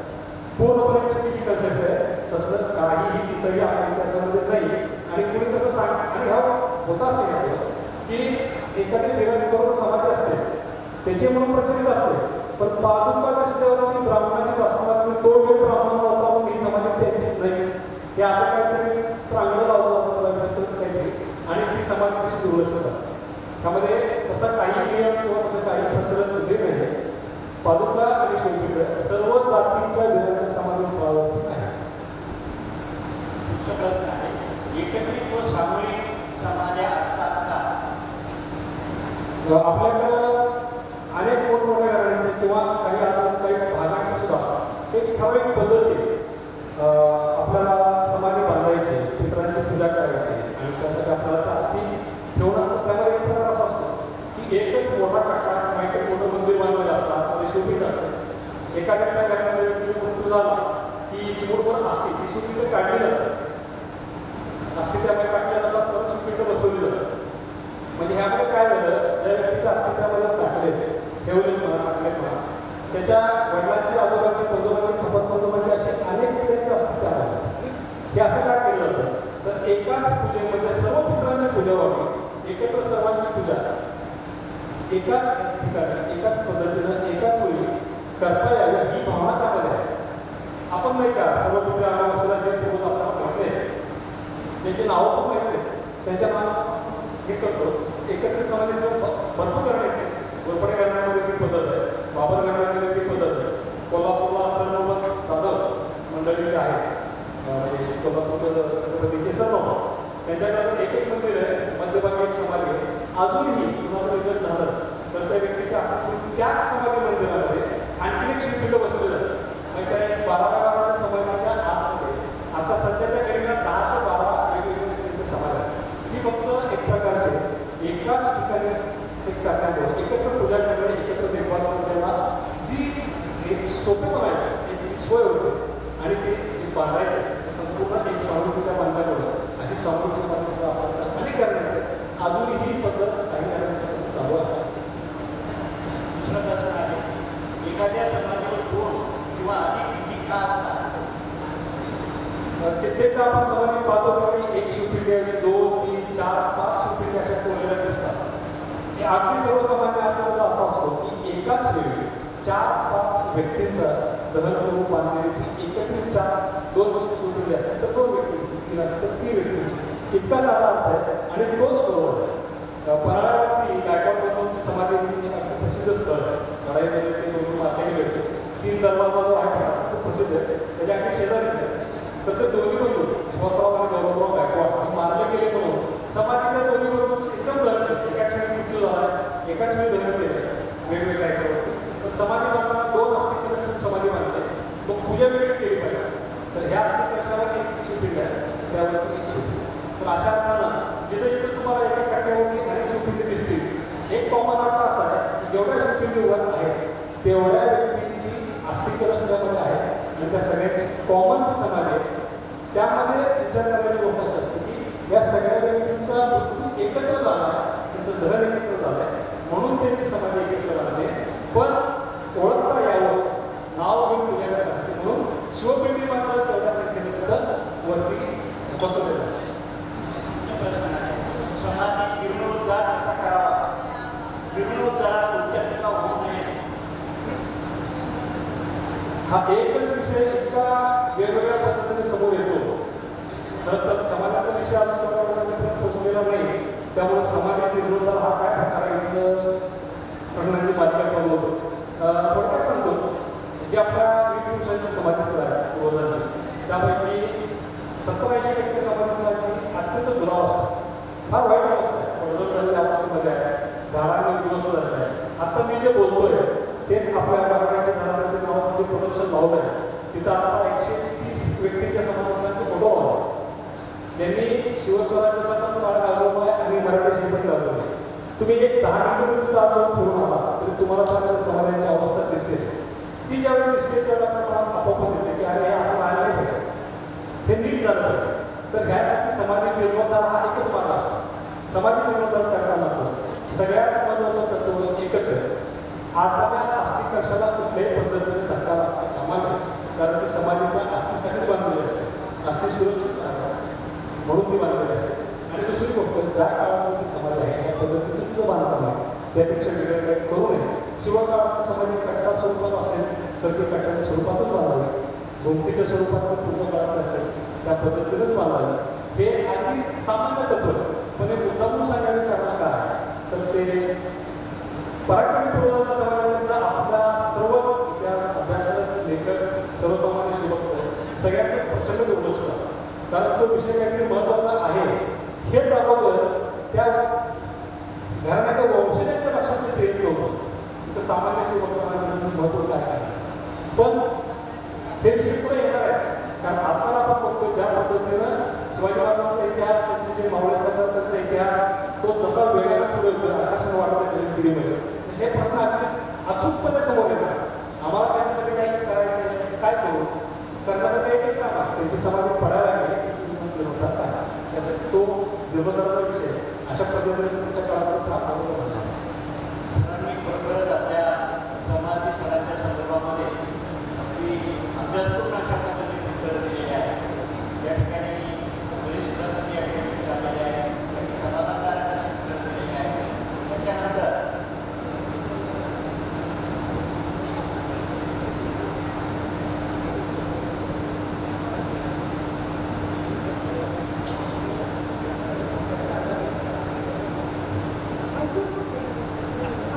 प्रश्नांची समर्पक उत्तरे आपल्याला या ठिकाणी मिळाली. धन्यवाद सर. आरधी होते सर या ठिकाणी अध्यक्षीय समिक्षण करत होते. मी प्रश्नोत्तर पद्धतीनं जे श्रोते असतात त्यांच्या अवधानाचं विचलन होतं, त्याचं लक्ष इकडे येतं आणि त्यामध्ये त्यांना कंटाळा येतो. आणि म्हणून एक इंजिनियर साहेब इंजिनियर आहे, परंतु एखाद्या संशोधकाला लागलोय अशा पद्धतीची माहिती त्यांनी संकलित केलेली आहे समाजाच्या समोर. मलाही माहिती नव्हतं की धारातीर्थ आणि समाधी, धारातीर्थचा अर्थ काय आहे, त्याला धारातीर्थच का म्हणतात, तर अतिशय उत्तम पद्धतीनं त्यांनी या प्रश्नांची मांडणी केली. सरांनी ते प्रश्न विचारले सुद्धा. आतापर्यंत जवळजवळ 18-19 प्रश्न त्यांनी या समाजाच्या संदर्भात विचारले आणि त्याची अतिशय सखोल पद्धतीनं आपल्याला माहिती सरांनी दिली. याचा आपण लाभ घेतला पाहिजे. तो खऱ्या अर्थानं जे लहान मुलं आहेत, विद्यार्थी आहेत, विद्यार्थी जे आहेत, त्यांनी याचा लाभ घेतला पाहिजे. म्हणून अशा कार्यक्रमासाठी माझी आदराची विनंती आहे की असे जे उत्तम पद्धतीचे चर्चासत्र प्रश्नोत्तरांचे कार्यक्रम या ठिकाणी होतात, त्या कार्यक्रमाला अर्जवून आपण तरुण मुलांना, विद्यार्थ्यांना या ठिकाणी आणलं पाहिजे. तर त्यानंतर त्या सरांनी, ते शिक्षण शास्त्र महाविद्यालयाचे प्राचार्य आहेत, त्यांनी अतिशय उत्तम पद्धतीने त्या प्रश्नांचं संकलन केलं.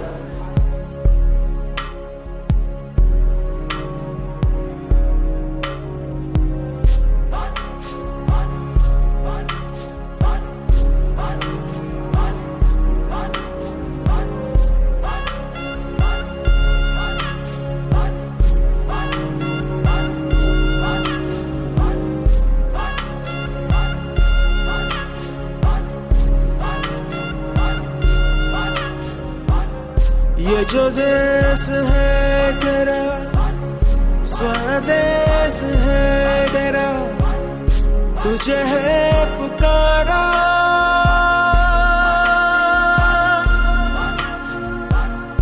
ये वो बंधन है जो कभी टूट नहीं सकता. ये जो देश है तेरा, स्वदेश है तेरा, तुझे है पुकारा. ये वो बंधन है जो कभी टूट नहीं सकता.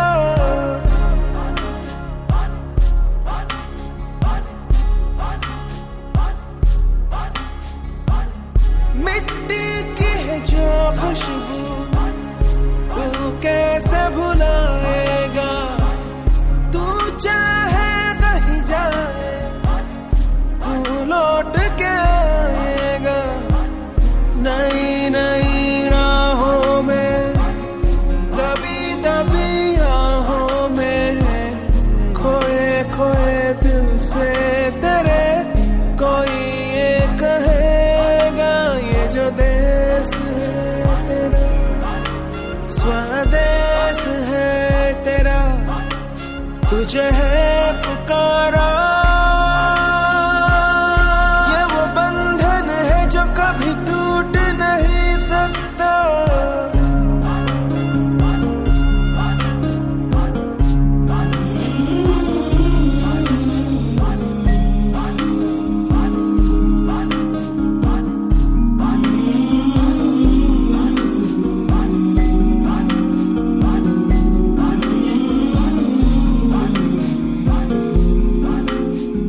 तुझसे जिंदगी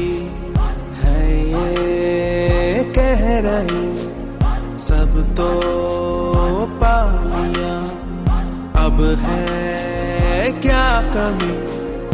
यूं तो सारे सुख है बरसे, पर दूर तू है अपने घर से. आ लौट चल तू अब दीवाने, जहाँ कोई तो तुझे अपना माने. आवाज दे तुझे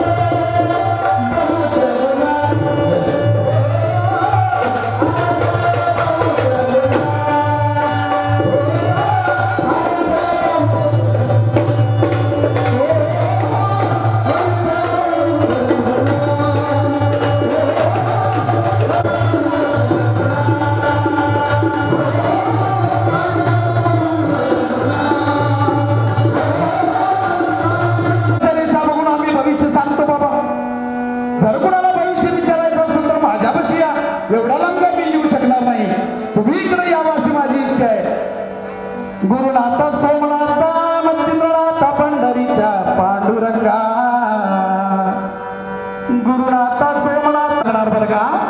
या या या या महाराज या आलो आलो आलो